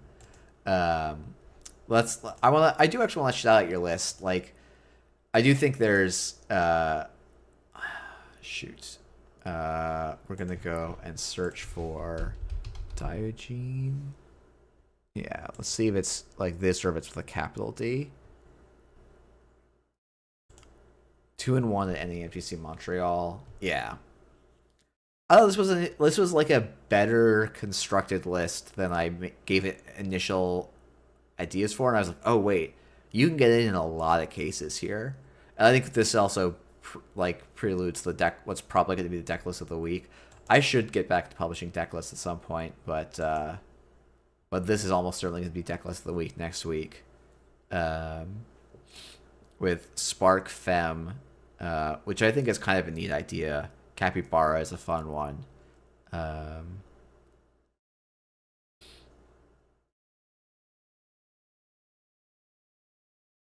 Yeah, it's interesting how this like just bypass everything strategy is playing out. But we'll do another Asa game, and then it might be a bit of a short stream for me tonight. I still need to. I'm supposed to work out, and I haven't done that still. And I should probably do that.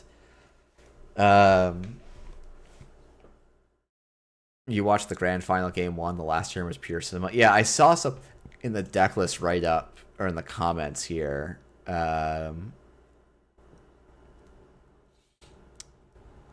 Final turn of Inside Job, Archives for Offworld, Bounce Ikawa, Reprise HQ, miss on 3 axes, then run back for the 1 in 10 is a pretty sick play. Actually, Reprise is one of those cards that I think is like there's been some internal discussion.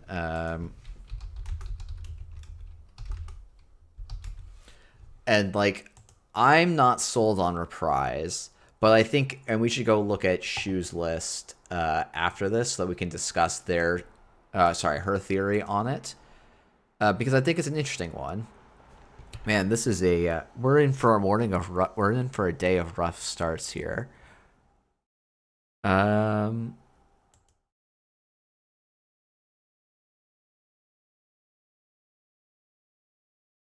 Okay, we're just gonna draw into ice, and we're gonna represent more threat than we have. And we're just not going to lose 2 points here, like we always do as Asa.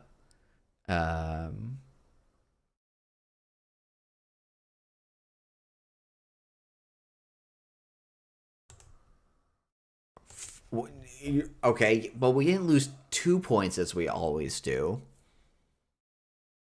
We lost 3 points, but, you know, same old, same old.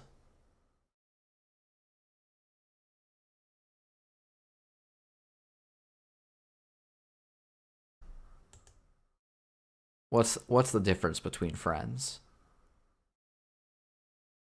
Let's see.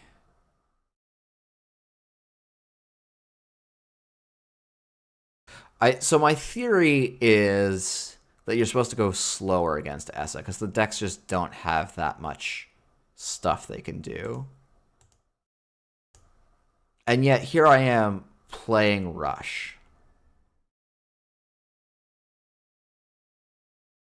What is wrong with me? I have a theory, and then I'm not putting the theory to the test in a matchup that is actually probably a pretty interesting version of it. So let's just slow things down a little bit. Gain 2, install on R&D. Yeah, breakers need to come down. So like I could keep the Nico campaign in hand. I do think microheads are relevant. I do think making Tauron go and do some running is probably relevant. Like this is a click trade I'm probably okay with. Hollow Man scoring here is very good for me. If I can get some Vitruvius counters, that's nice. It's going to be expensive, but I think that's okay, barring most draws here. Or barring a couple of draws here. So we're going to score this. Oh, shoot.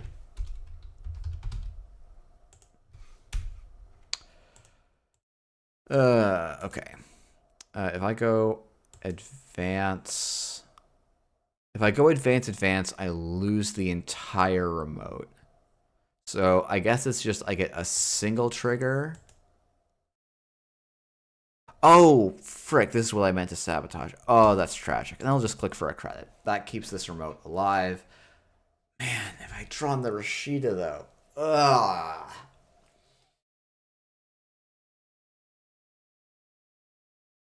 Alright, what are we pricing out?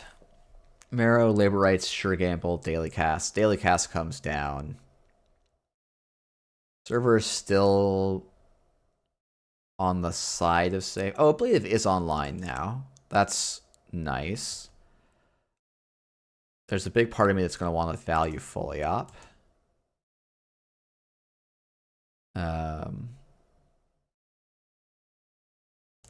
Nope. Let's click to draw. Let's install on server 1. In 2. Install on server 1. Click for a credit. Banhard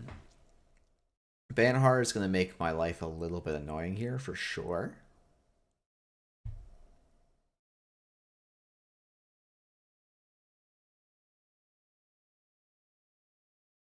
Though I can res the Gatekeeper and the Ablative.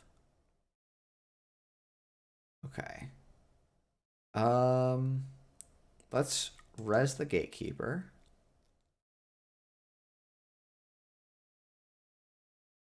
Oh, I res the Ablative. Okay, let's do this way. Okay. So I think I'm not going to res the Ablative. So it doesn't actually cost enough here. But I will res the Managarm. And then we will use Spin Doctor to shuffle back a fully op and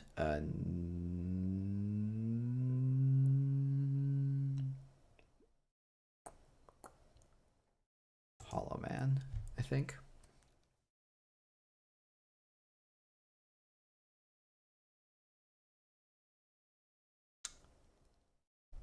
I don't love, so I didn't love the Ablative res because I couldn't do anything with it. But I can do something with it on future turns potentially. Oh, shuffle back the Ablative. Oh, that's an interesting idea. It feels a little bit silly into the Begamot, but maybe I have that wrong.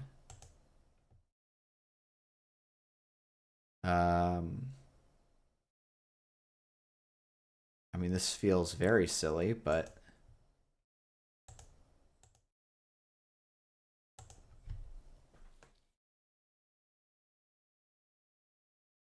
let's just keep running this play over and over again. I think I can give up 2 points here on HQ.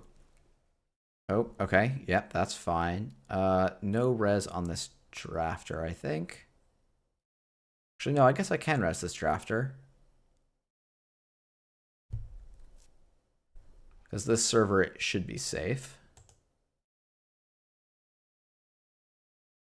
Yep.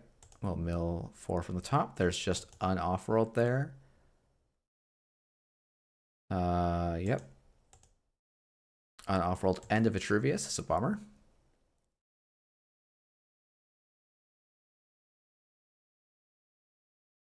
So let's save the off-world office.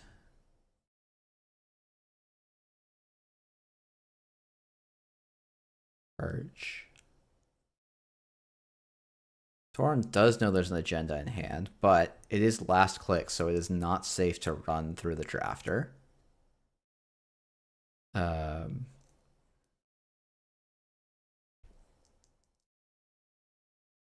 Getting a non-ablative piece of ice. Okay, it's normally not safe, but it's going to be kind of okay here.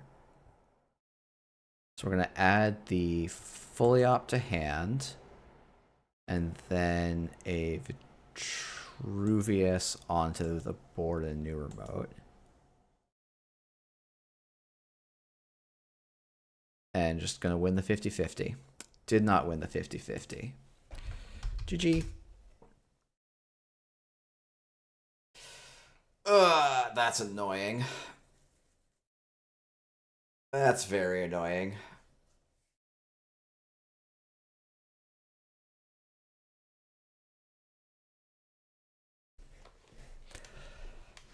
Yeah.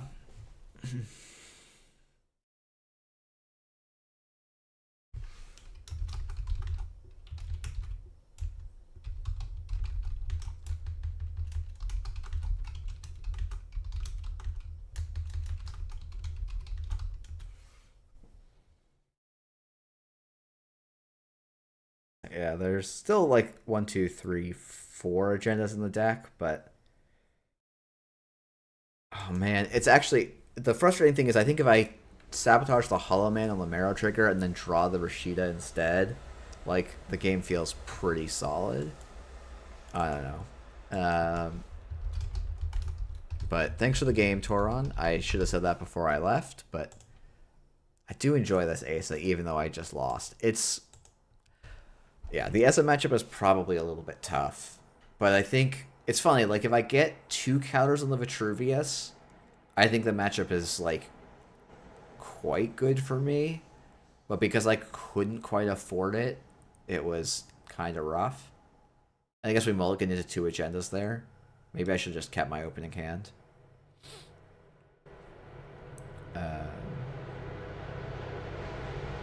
Yeah, I don't know. That was an interesting one. But, yeah. Maybe we can go back and look at some tweaks in that gameplay.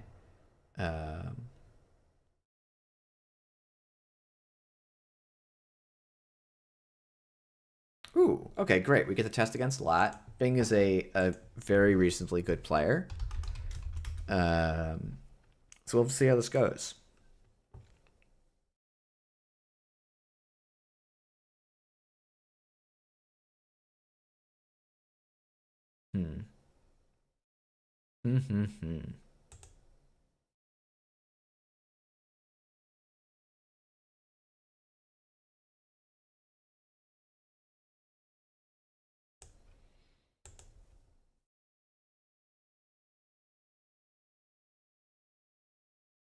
Okay, this is a different style of lat list. This is probably the Swift Anacam deep dive list. So that tells me I want to build stuff a little bit differently. I probably want to like over ice R&D. The only thing is I don't think Doof does a... I mean, like, it does something, but I don't think this is actually a good Doof matchup.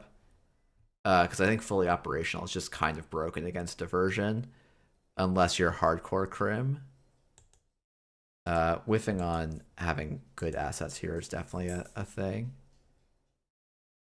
Oh, you're right. It can't be Swift and Anacam. Thank you. Let's do this. Let's draw 2 cards. Draw 2 cards. Gain 2 credits. And install in server 1.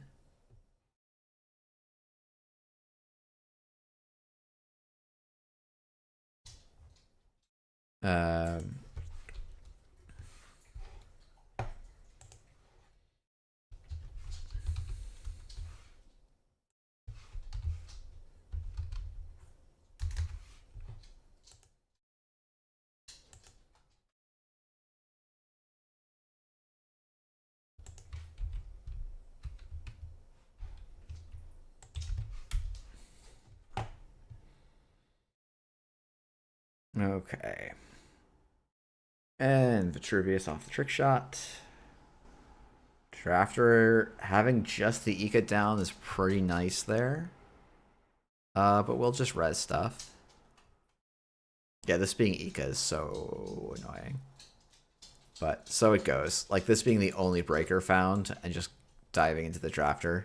Maybe this read like a drafter. I don't feel like it did, but... I guess I get to keep the Mana Garment worst case here.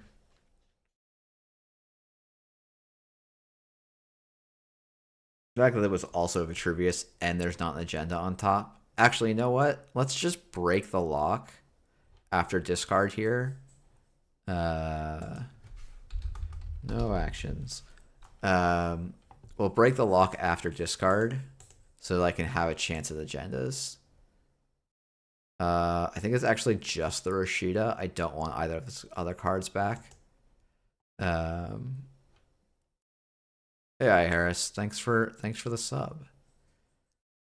Okay, we're gonna go Off-World Bran, Ablative, and Spin Doctor.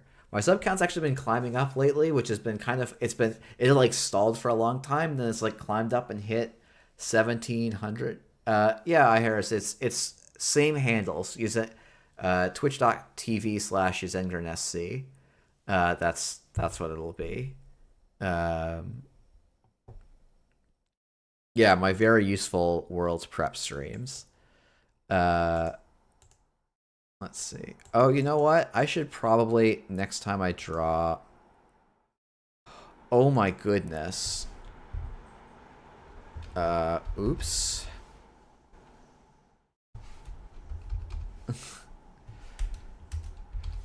Yeah, yeah.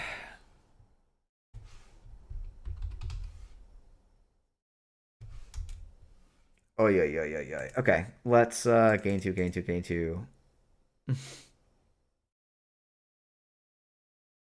uh, that's very embarrassing. And then we'll just Rashida new remote and Tranquility in server one. Yeah, wow, that's hilarious. Um,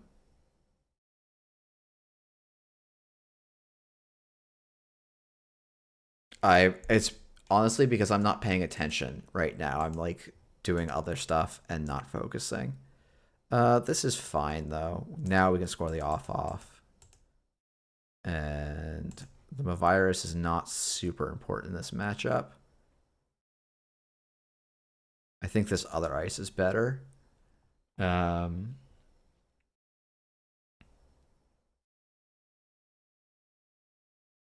I'll probably put the Mick on R&D. Is an annoying ice for most Shaper builds to deal with. If there's not a Simul chip down this turn, we actually just overwrite the Drafter, I think, as well. Who is playing double Ika Lat? Like, out of...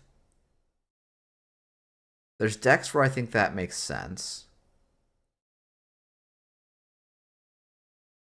I don't feel like Lat is one of them.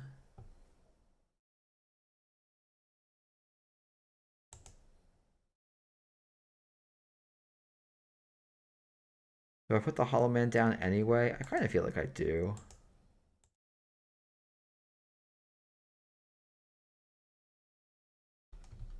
Um, I forgot the Trank Grid. It's semi bluffing as an Anoetic Void. um,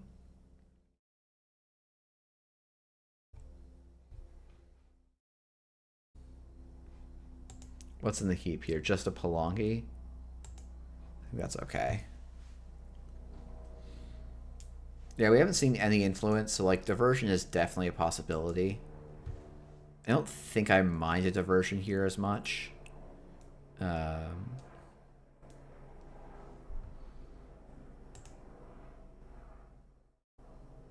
trying to decide if I res the ablative here. I guess I probably should. No, it doesn't eat the SMC. No, it does though. And eating the SMC, I think is. No, I don't res it because the Mick is 6. So we're just not gonna lose more points off of R&D on 4 total accesses.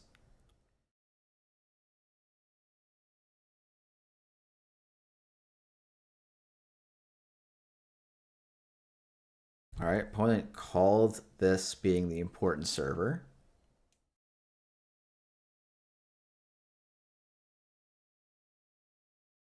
But I do get to eat into the real credit pool here, which is, I think, the important thing.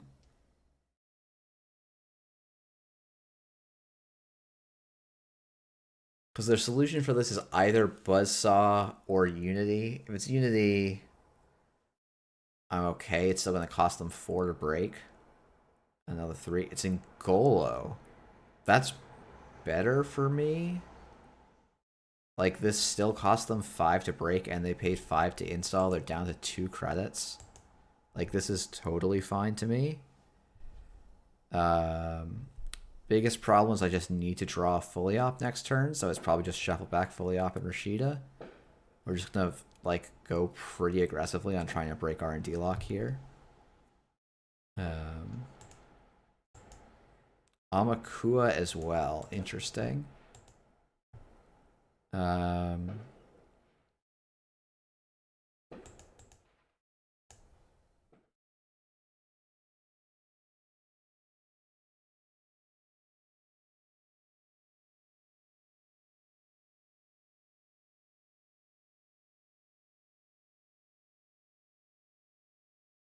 Do I want the final drafter there? Yeah, probably. 2 drafters is annoying for this eco suite. Um,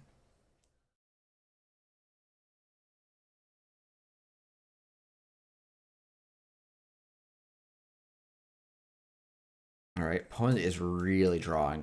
This does make me feel like this has to be a deep dive, probably with wheels. Amakua as its way of like dealing with a lot of stuff. So the second dividers we probably will want to keep a little bit closer to the touch.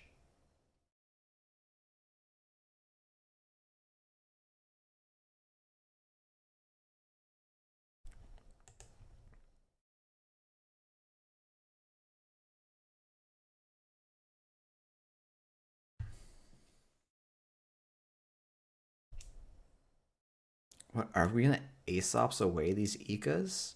An Ashen, a Nuka, 2 propellers. What the heck is going on here? I mean, this seems okay.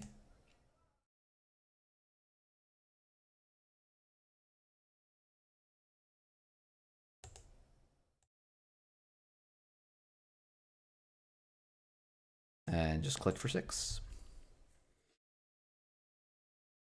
Bing is going to be on 6, maybe 9 credits. Is selling an Ika. Okay. That's interesting. It's unexpected, I'm going to be honest. Yeah, this deck is bucking some conventions. I guess the like double propeller Palanki, like those make some sense in the pawn shop build. We haven't seen any coalescences yet. We've seen a bunch of stone chip chart rooms, which is like a lot of digging here. I probably should have put the Rashida in server 1 so it would clear out, but like honestly, if I make just 2, like making a credit off the Nico is fine, and baiting my opponent in is okay. This is a Nico campaign. Opponent is on 13 credits. I don't particularly feel like rezzing this.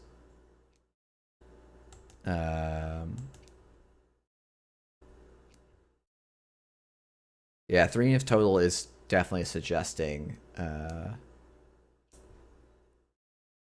Honestly, I think I expend the Mick here if Bing runs at it. Which is kind of funny. Like, this Rashida is worth more than I think this Mick is to me.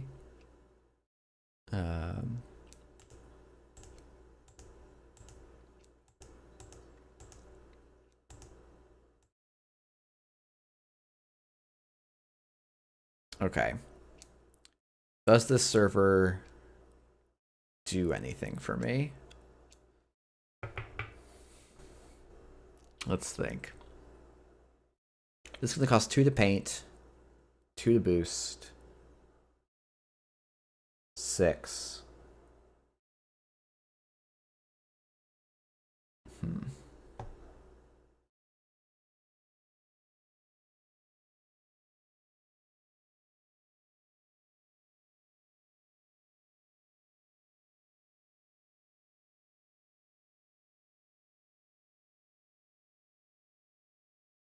I don't really have 3 installs I want to do on this board, is the problem. I think this might just be Vitruvius in server 1. I could fast advance the Vitruvius, right? That is an option here.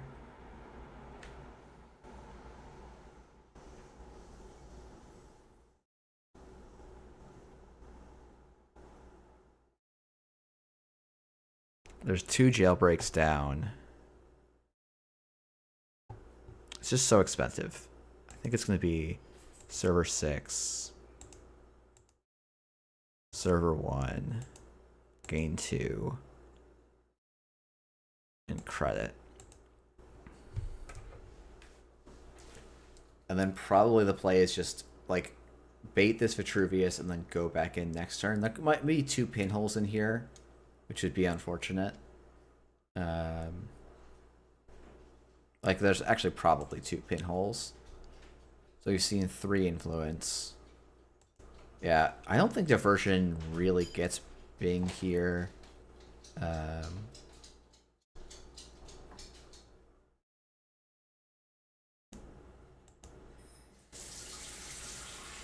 okay, do I trade this Mick for points? I think I do.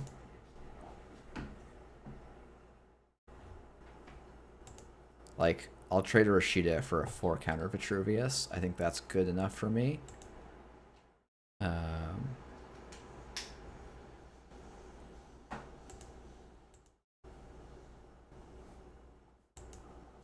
I don't think I want the Hollow Man. Do I want the Hollow Man here?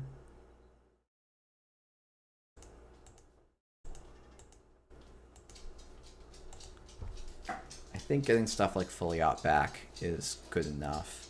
Like, there's now worlds where I can just play for the Fast Advance and Ikawa score, which is, I think, a little unlikely to happen, but not, like, impossible by any means. Next turn is just Fast Advance the Luminal, and then recur. Yeah, so actually, this Ablative Barrier is free to res, which is nice.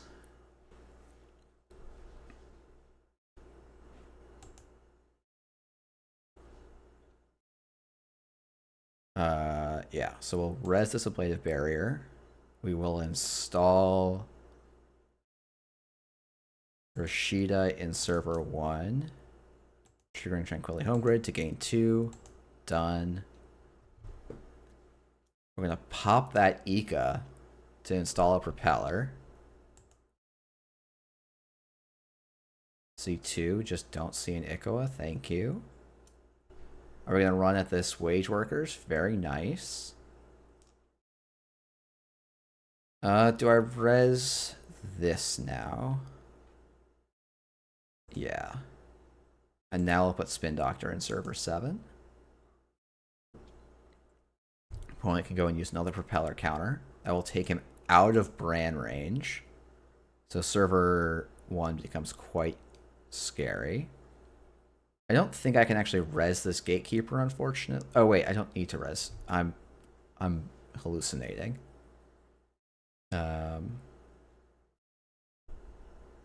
So Clot Threat is live.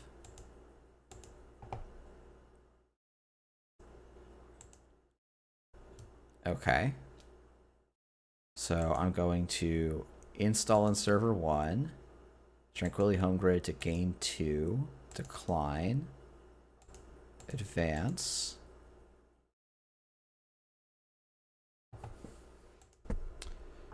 Wait. Ask for action. Like, my opponent doesn't have Clot. I guess it's probably in their hand, honestly. Score. Let's go Tranquility Home Grid in server 3. Off-world Office in server 1. Then fully op for 8. And we're at 10.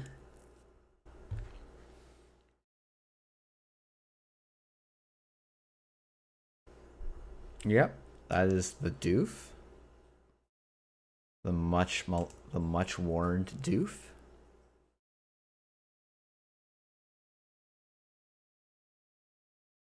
So it's doof, ashen.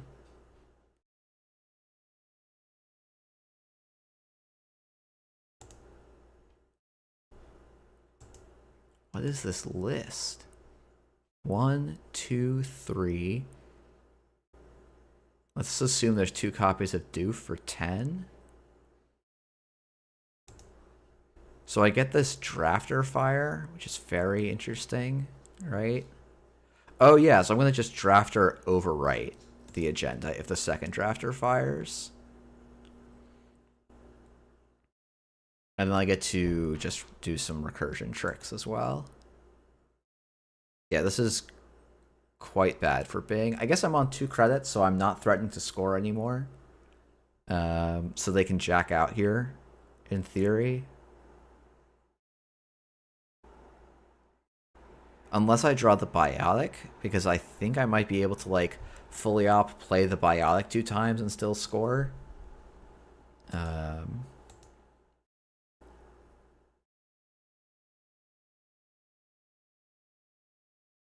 Oh, I am threatening to score as well. You're right. Recur fully op. Play fully op. Click the Hollow Man. Advance. Score. GG.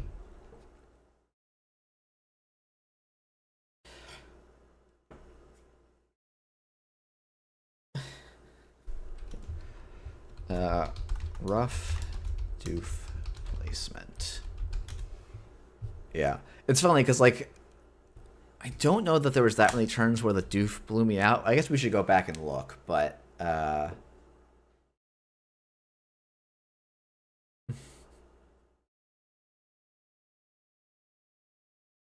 Harris, if you want to play a game, I'll throw up a lobby. Is there a side you would like to play?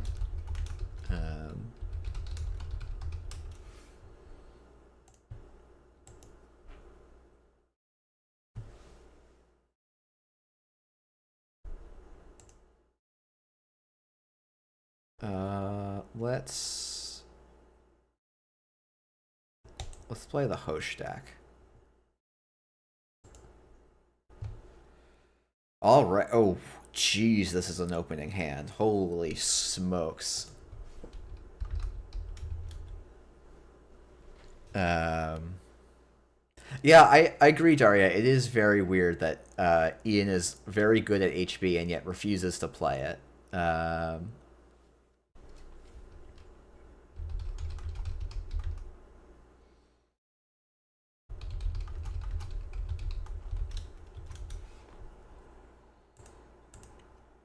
So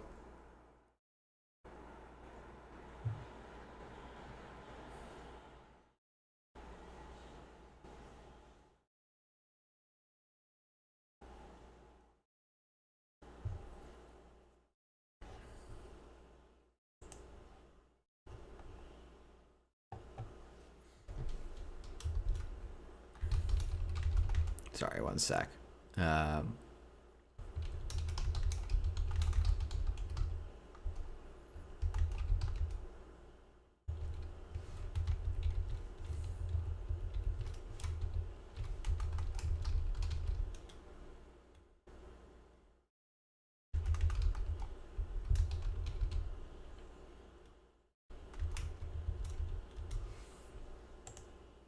Okay.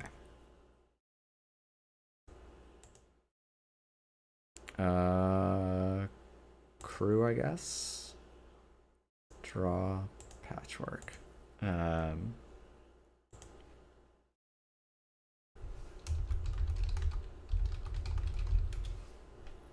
Okay. Anyway, BTL's making me think that we've got some kill going on. Maybe just some rush, or it might be the built to blast.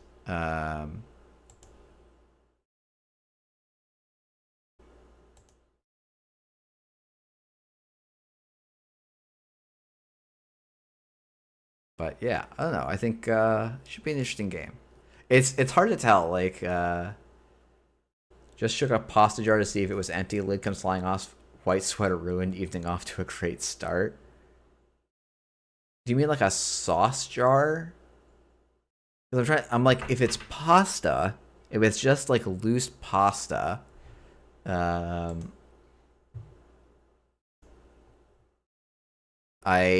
feel like that would be fine, right? But if it's SpaghettiOs, yeah, that's probably true. Oh, hey, it's an Earthrise. Oh, and it's a strike fund. We're winnering chicken dinnering. Probably this is Rashida. I'm supposed to go and run that Rashida, actually. This is me playing quite sloppy.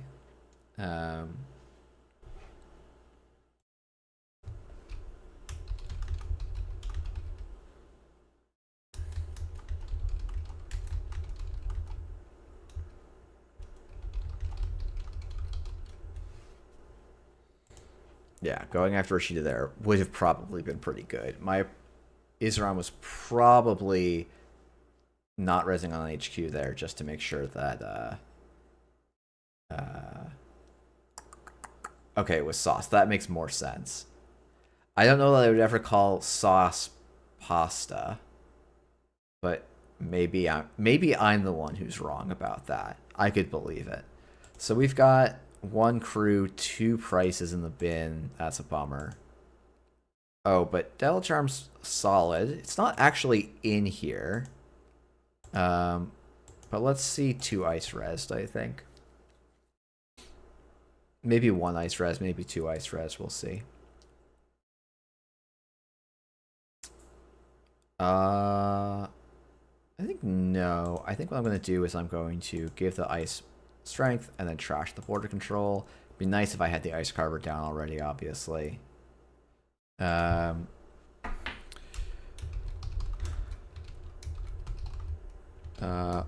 only not between me taking the tag and using the other ability, but when you res the ice, you do have the option.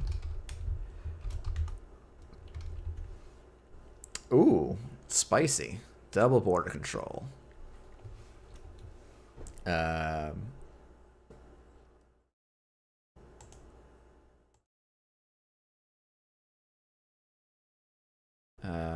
Nope. And we'll let Unbroken Subroutines fire. So I think I'm going to just laundry pitching of bones onto archives here.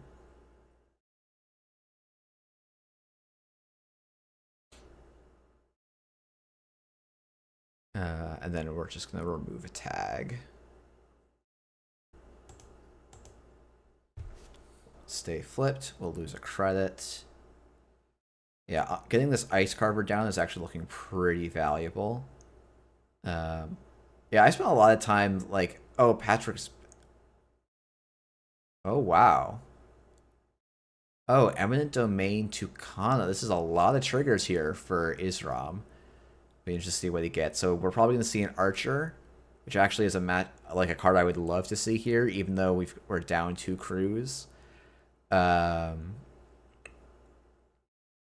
Devil Charm is pretty nice into Archer. Like, if everyone goes to these ice matchups, I think this style of host looks pretty interesting. But yeah, I think there was a long time where it's like, oh, Patchwork's really bad. Ma, you should just play Ma instead. This list doesn't feel like it would work with Ma. It does feel like it needs the econ. Now, maybe you could play this with Ma and you just like make the econ a bit more robust in other ways, like the fermenter and stuff. That's actually probably the way to think about what Pylu and the QTM did with the Freedom list. Is Devil Charm a chip asking for a friend? Who could say if Devil Charm is a chip? Who could say? Definitely don't. I will remind people not to tech against me for Worlds, because like I'm not playing. I just enjoy this deck. So, but wow. Okay, so only one credit. So now we get to start doing. Now we get to start bullying. Yeah, I think it's time to enter bully mode.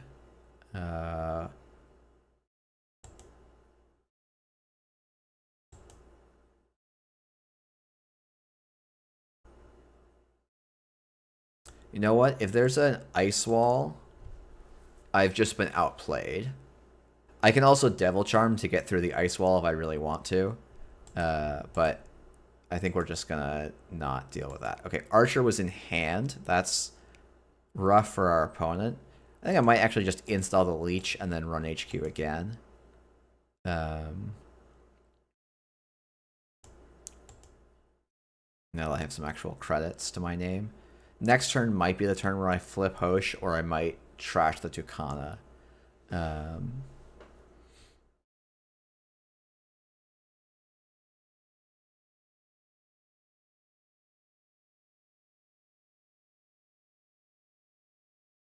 But yeah. Seamless Launch is an interesting card. That's actually a very good threat to see. That lets me know that like there's a lot of never advanced threats here. Call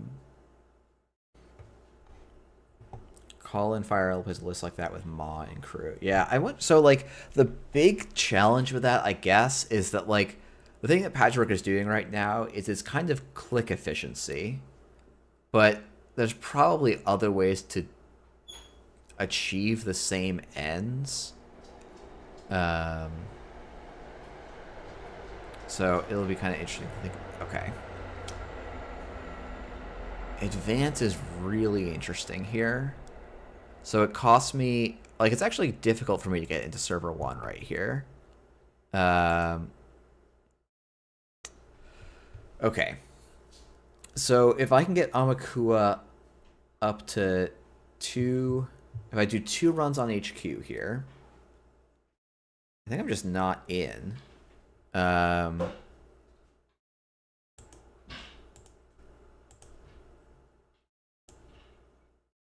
If that's an SDS, I'm in a lot of trouble. So what I might do is at least make Isram spend some resources here.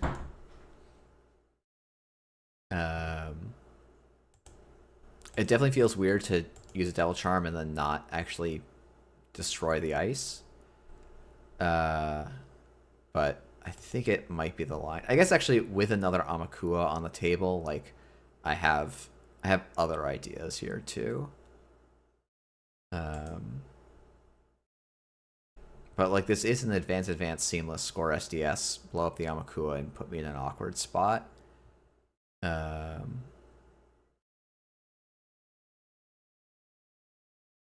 Which judge rulings are you most and least excited to give out at Worlds? I am least excited to give out DQs. I hate or not DQs. Hopefully I don't have to give out any DQs. DQs absolutely suck. And game losses honestly suck. Rulings I'm most looking forward to is our annual argument about the wording of Hippo.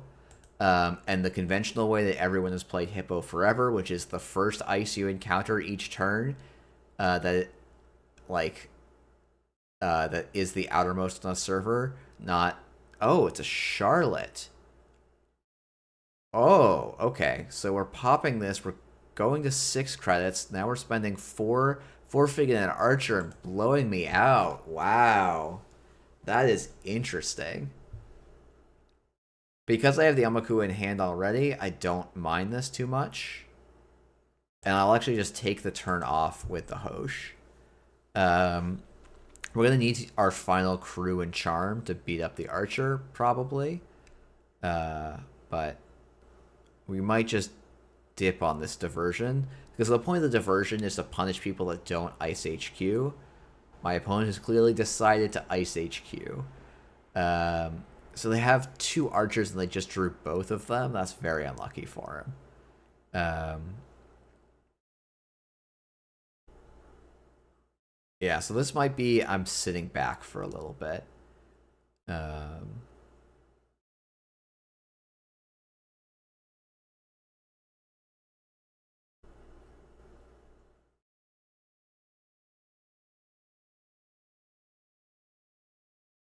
But I have, what, 2 charm? No, I only have 1 charm still left in the deck. So, yeah, I need to get to my labor rights pretty quickly here.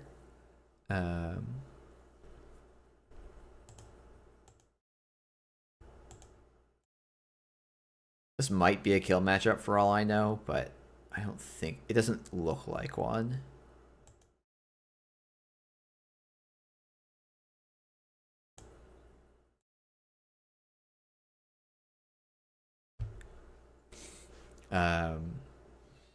I think, like, I don't know. Some of my favorite judge rulings are... What are my favorite judge rulings? My favorite judge rulings are when people don't know how 2 cards work, and I get to explain a new, fun interaction. And I get to discover that over the board with players, right? Those are, like, always really fun.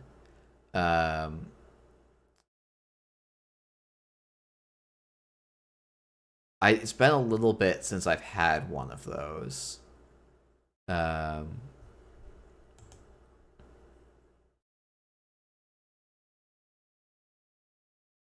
Okay, we're gonna gamble, ditch the diversion, draw, draw. Okay, so we're starting to get some stuff together. How would you roll 116 2D if someone tried to do the combo at Worlds? Oh, don't make me look this up. Is it like rules dot null signal dot games? 116.2.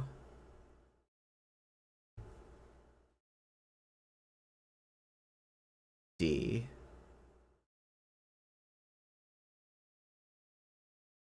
What is the combo? Oh, is the bug out bag wizard's chest?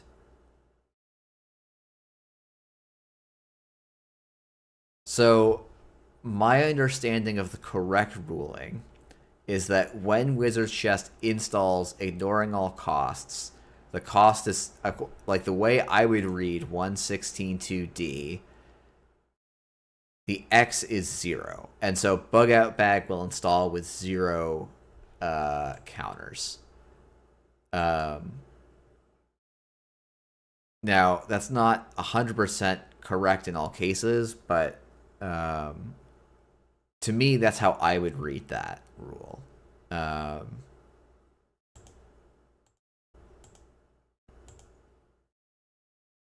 I know there's other valid interpretations, but that's just how I would interpret that. I'm going to avoid installing programs because this does look kind of like an SDS. And I don't feel like I need to give up stuff for free. I should just fire this labor rights. Steel skin. I don't actually, you know what? We can draw 2 cards off the steel skin. I might not draw 2 off of that steel skin though. And we hit all 3 crews. That is a real bummer, but we still have a labor rights in the deck. And so we'll discard a patchwork and a bones. Yeah,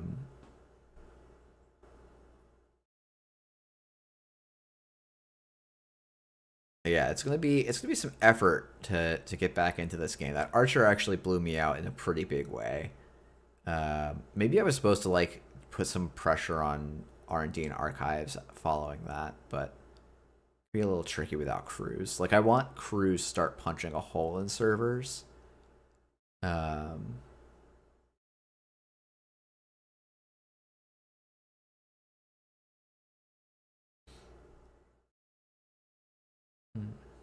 Yeah.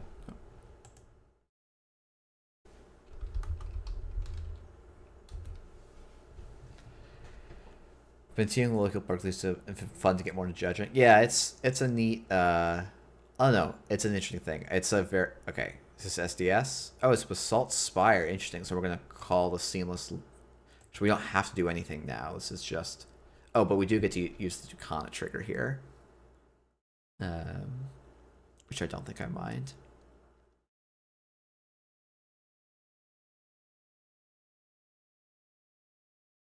All right, border control. So that remote is very difficult to get into. I actually suspect I'm cruising for a bruising here.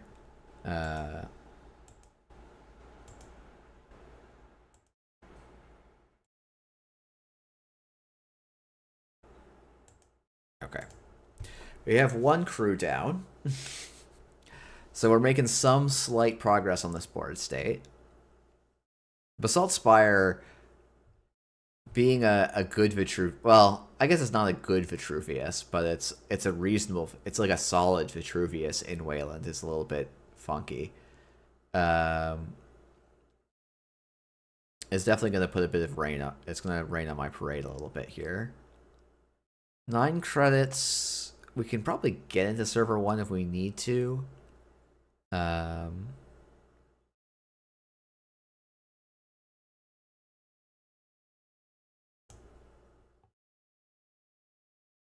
Let's not do anything. I actually think this is maybe the place to start trying to punch a little bit. Nope, we can just fully break descent. I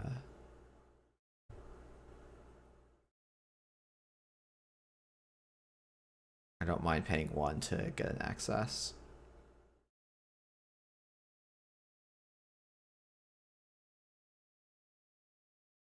I hope Wendigon's coming to World. It's like in his backyard, basically, I think. So if he doesn't come to Worlds, I'm gonna I'm gonna hunt him down in the city. I'm gonna abandon my duties as TO and hunt him down. I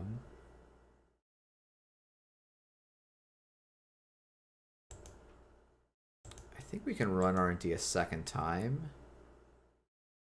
Actually, hold on. We're gonna undo click. Let's dirty laundry pitching this Earthrise and run R&D this time.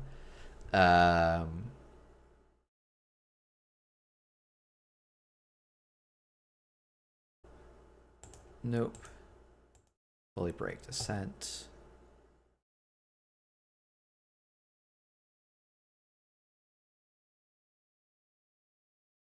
We'll breach the server.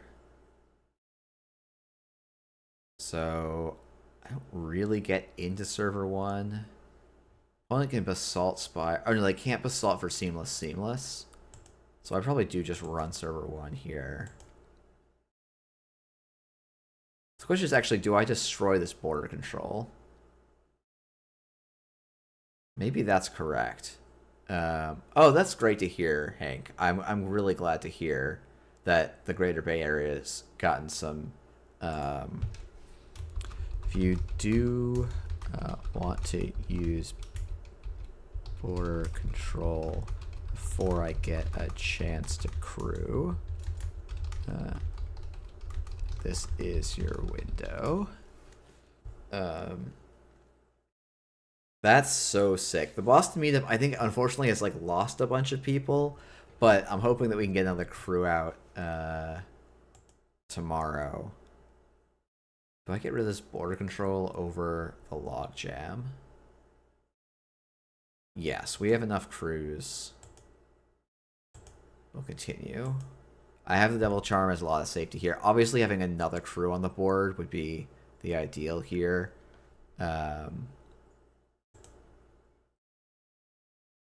think we will go -1, -1. Oh, I didn't need to -1, -1. Sorry. Counter fee 1. Sorry, miscounted. Now,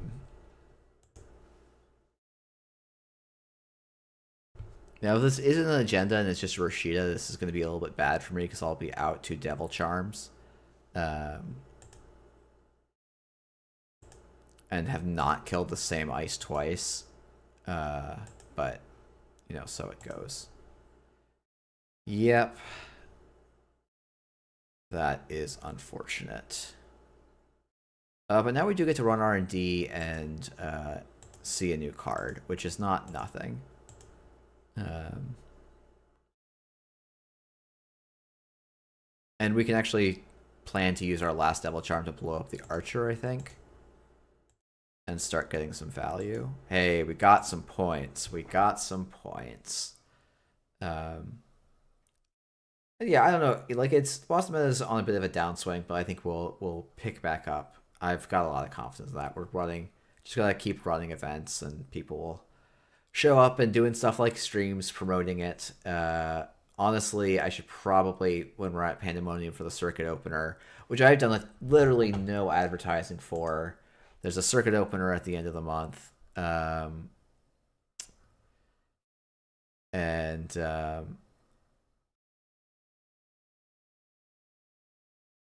interesting. I don't know that I like that purge, but okay, let's run R&D.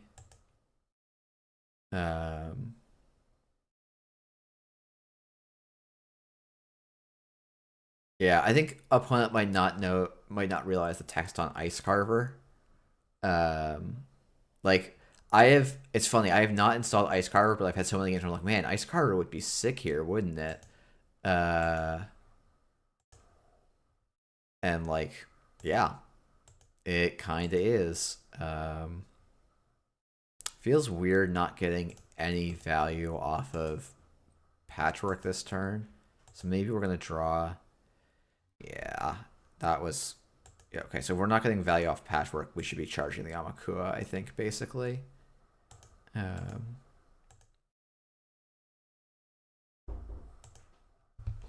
so now we can actually just beat up the Archer the heart way if we want to. Oh, right, we can use Leech and Crew to blow up the Archer, which is very interesting. I forgot that this is you don't actually just need Devil Charms. You can just run at things. Now it becomes risky if Isram is playing him a virus. Well, I think that's the idea here. So my stack is like Crew.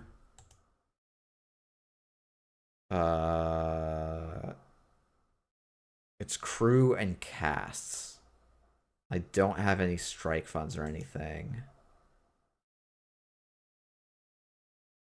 Oh, it's a price? Okay, that's fine. I think I need the buffer drive value this game because I'm going so slowly. Let's install a Crew and we'll run R&D again.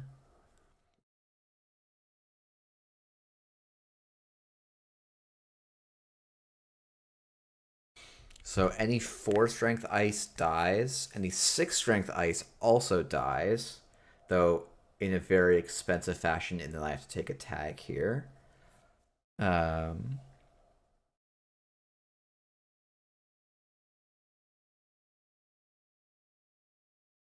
Okay, so we're getting the seamless launches back. Oh, that's a bummer. That's an SDS then in server 1. Oof. Oh, that being an SDS is rough. Well, I guess that's why we install buffer drives and crews and things. But so I think my labor rights is something like... This is gonna sting. I guess it's credit perfect or nearly credit perfect to score this SDS. So I get to blow up I get to install the DJ, blow up the Archer, and then start some value going there.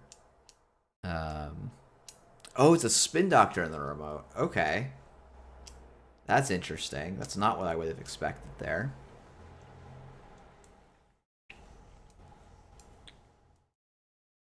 Border Control and Hedge Fund.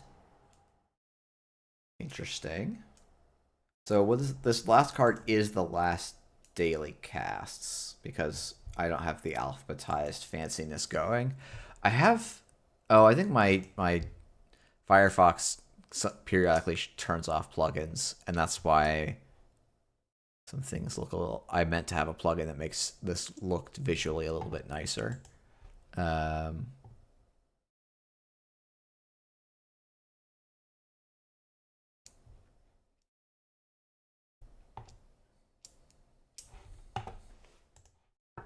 But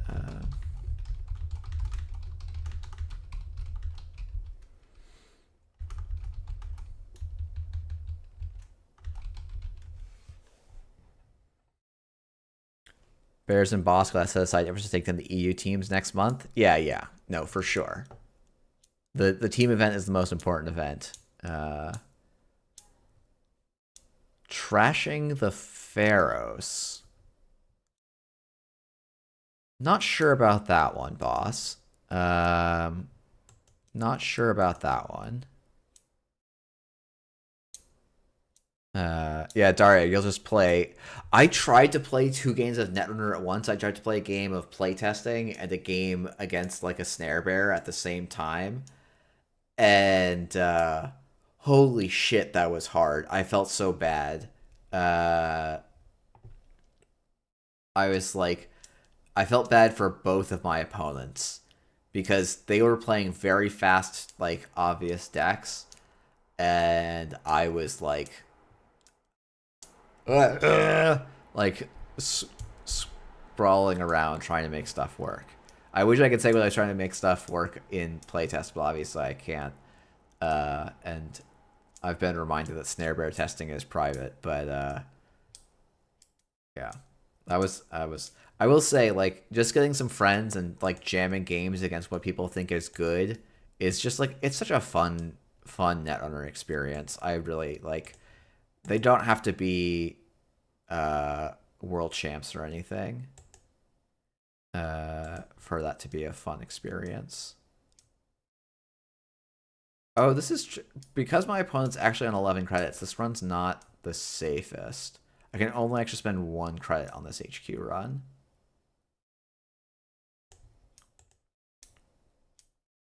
Or on this ice. I can't spend any leech counters. So I'm really hoping this is a tree line, basically. I think, like, my risk here is low.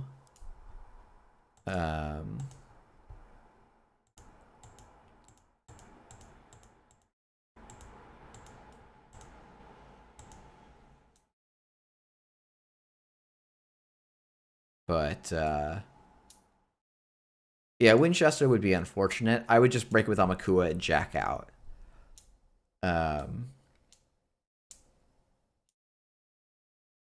And, like, it wouldn't be the end of the world. But, okay, and let's show you...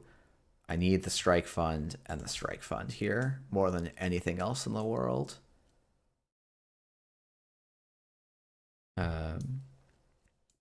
Spin Doctor can stay. And then let's click for a credit. That is my last. No. What is my last card? Oh, right. It's the daily cast that I bottomed. So I'm just going to click for a credit. I think that's all right.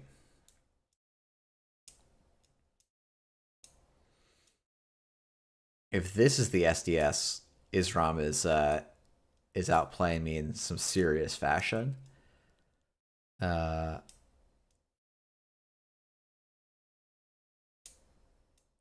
are we scoring here?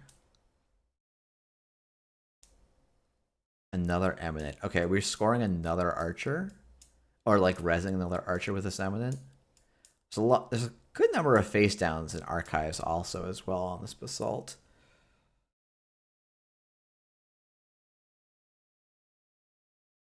Okay. Border control. It's interesting. Okay. Let's install a crew paying 2 less with the strike fund. So we will use strike fund to gain 2 and then buffer drive to go to the bottom of the stack. If you get this wrong at Worlds, I will give you, you get 1 free-ish pass unless you make it to the top cut. Nothing I say on this stream applies to the top cut. There'll be a separate speech for the top cut. Okay,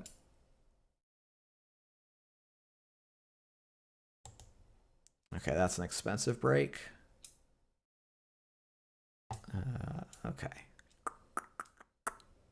We're going to see the Spin Doctor again, I think. I think we're still getting some money back in the deck, so let's just... Wait, where's my other strike fund? 1's removed from the game, 1's at the bottom of my stack, and 1 is in the heap. So they are all gone. Okay. So let's get back...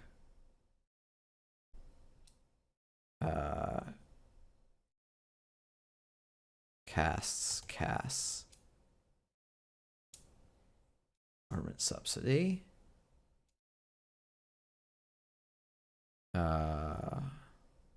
Credit. What the fuck? I just promised 1 free judge call. Oh, you didn't call the judge as much as you want, Jai. You just don't get a free ruling however you want.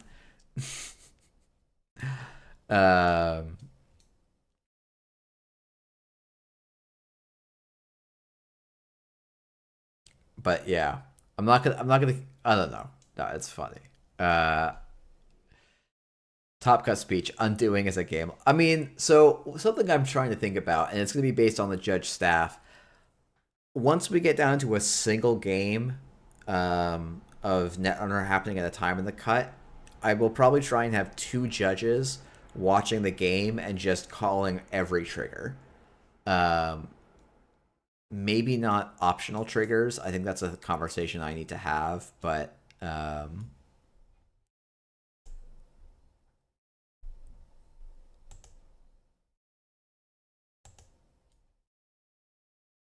Gain 2. Strike fund to the bottom. So this costs actual credits to go.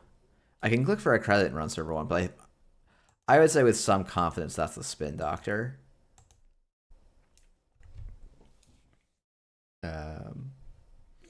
We might run archives as well this turn. Actually, we should probably have sequenced our turn differently. So probably next turn is run R&D, run archives, run R&D, just to try and get accesses down.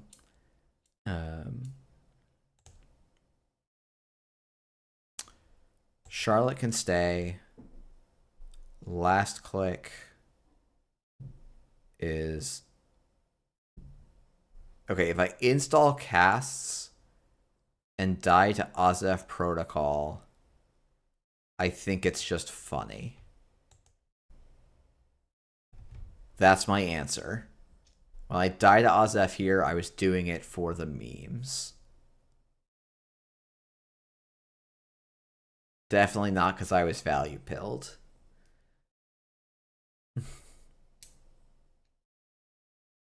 Opponent also value pilled.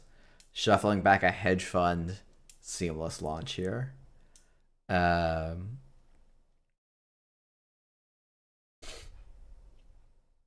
So probably do need to check archives, but like don't need to do it super soon.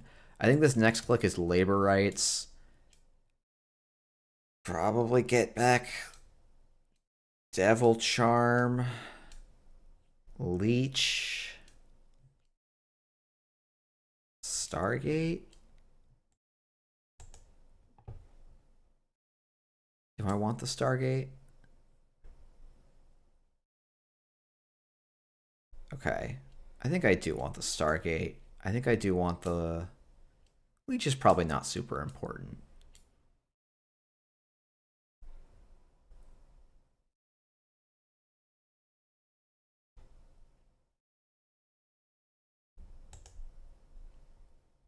Okay, let's...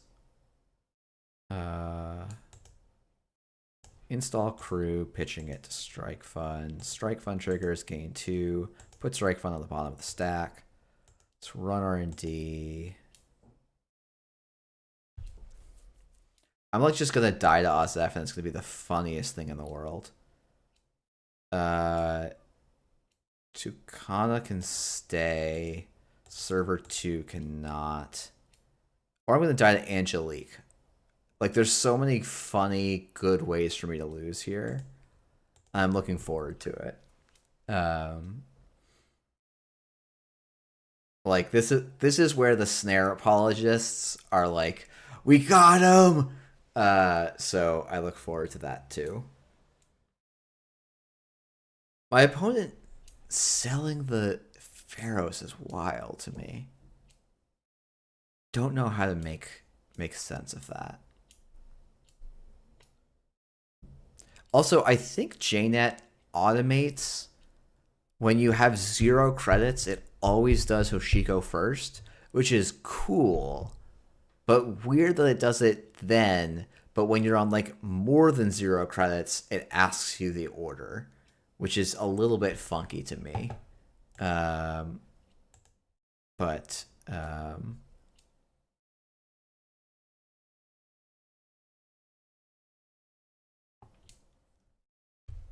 I don't know. Yeah, Ewar is like an actually valid reason, but you have to have a plan to not spend any credits. So like I do feel like you probably have some like as a runner you can probably boost Alarm Clock. Oh yeah, Alarm Clock's a good shout out. Okay, so that's Tucana. And we're advancing it. Yeah, there's always an edge case. This is the thing, like anytime you make any changes to the rules, there's always an edge case or something that's relevant. Do I want to install this Stargate? Or do I want to... Let's draw.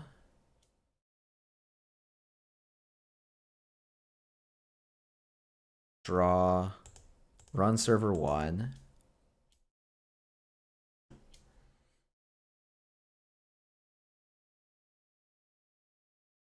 Trash the border control.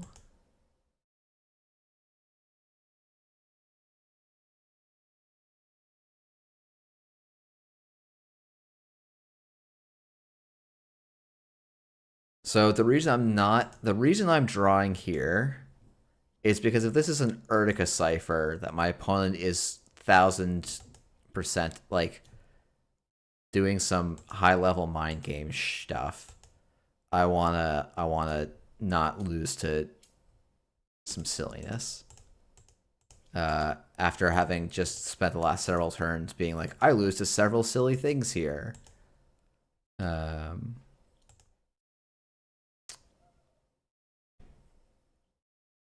What happened to my last Devil Charm? I just didn't recur it. Okay. That's fine.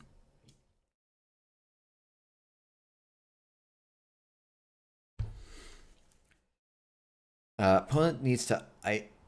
Opponent hedge funds. I don't know if 25 credits is enough. I mean, if they're on the punitive deck, that we somehow haven't seen the punitives, are in some trouble. Okay. Laundry, Patchwork, Strike Fund, gain 2, Strike Fund to the bottom, Run HQ. This value pile, this value is overwhelming. Do I want 2 crews here? Yeah, I probably want some crews back in play. There's the Basalt Spire.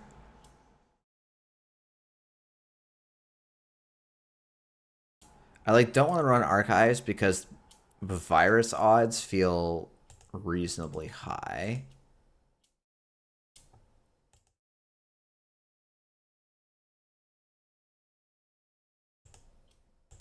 Okay, is the hand 2 seamless launches, we think?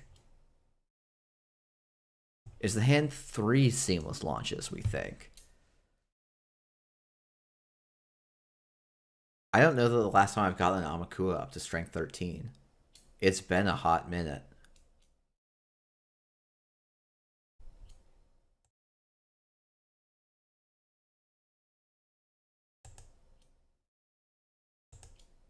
Do Strike Fund. Run HQ. Yep, let's just do casts.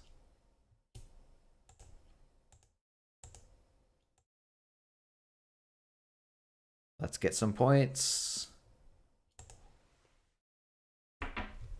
GG. Thanks for the game. I haven't seen a lot of Charlotte Built to Last. I think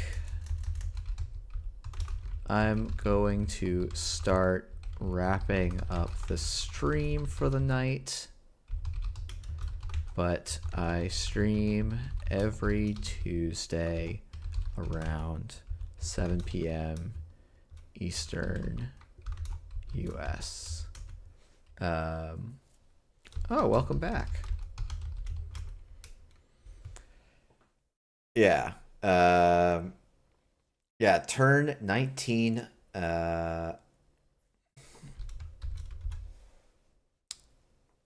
Hey, Jai. You better show up on my stream. We have a couple more streams of Foreign Worlds. Oh, sick.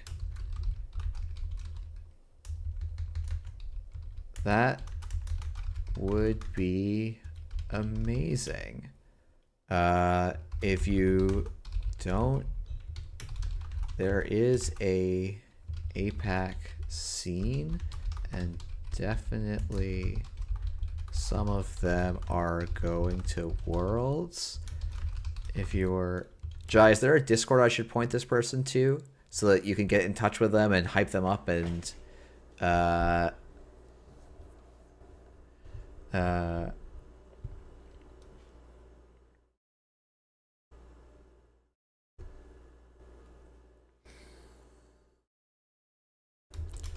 and yeah, I'll be at Worlds.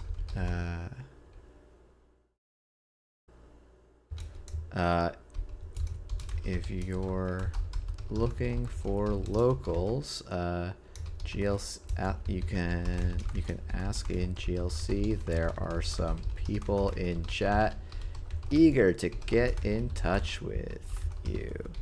See ya, and thanks again for the game, and welcome back. Yeah, maybe APAC is not a well-known acronym. All right, well, thank you everyone for watching. Sorry about the low-grade hum. I will have to look into what I can do about that next week. But yeah, otherwise, I'll see you next week. We are 4 weeks away from Worlds. Next week it will be 3 weeks away from Worlds. Oh, thanks, Kat. You're very good at Netrunner too. And yeah, I look forward to seeing hopefully as many of you as possible at Worlds. Please feel free to come up and say hi. I might be running around like a headless chicken, but please, I want to say hello to as many people as I can and have conversations with as many people as I can. I know I'm not going to be Andre popular, but you know, I'd love to chat with more people at Worlds. I think it's such a fun time. Have a good night, everyone, and I'll see you all next week.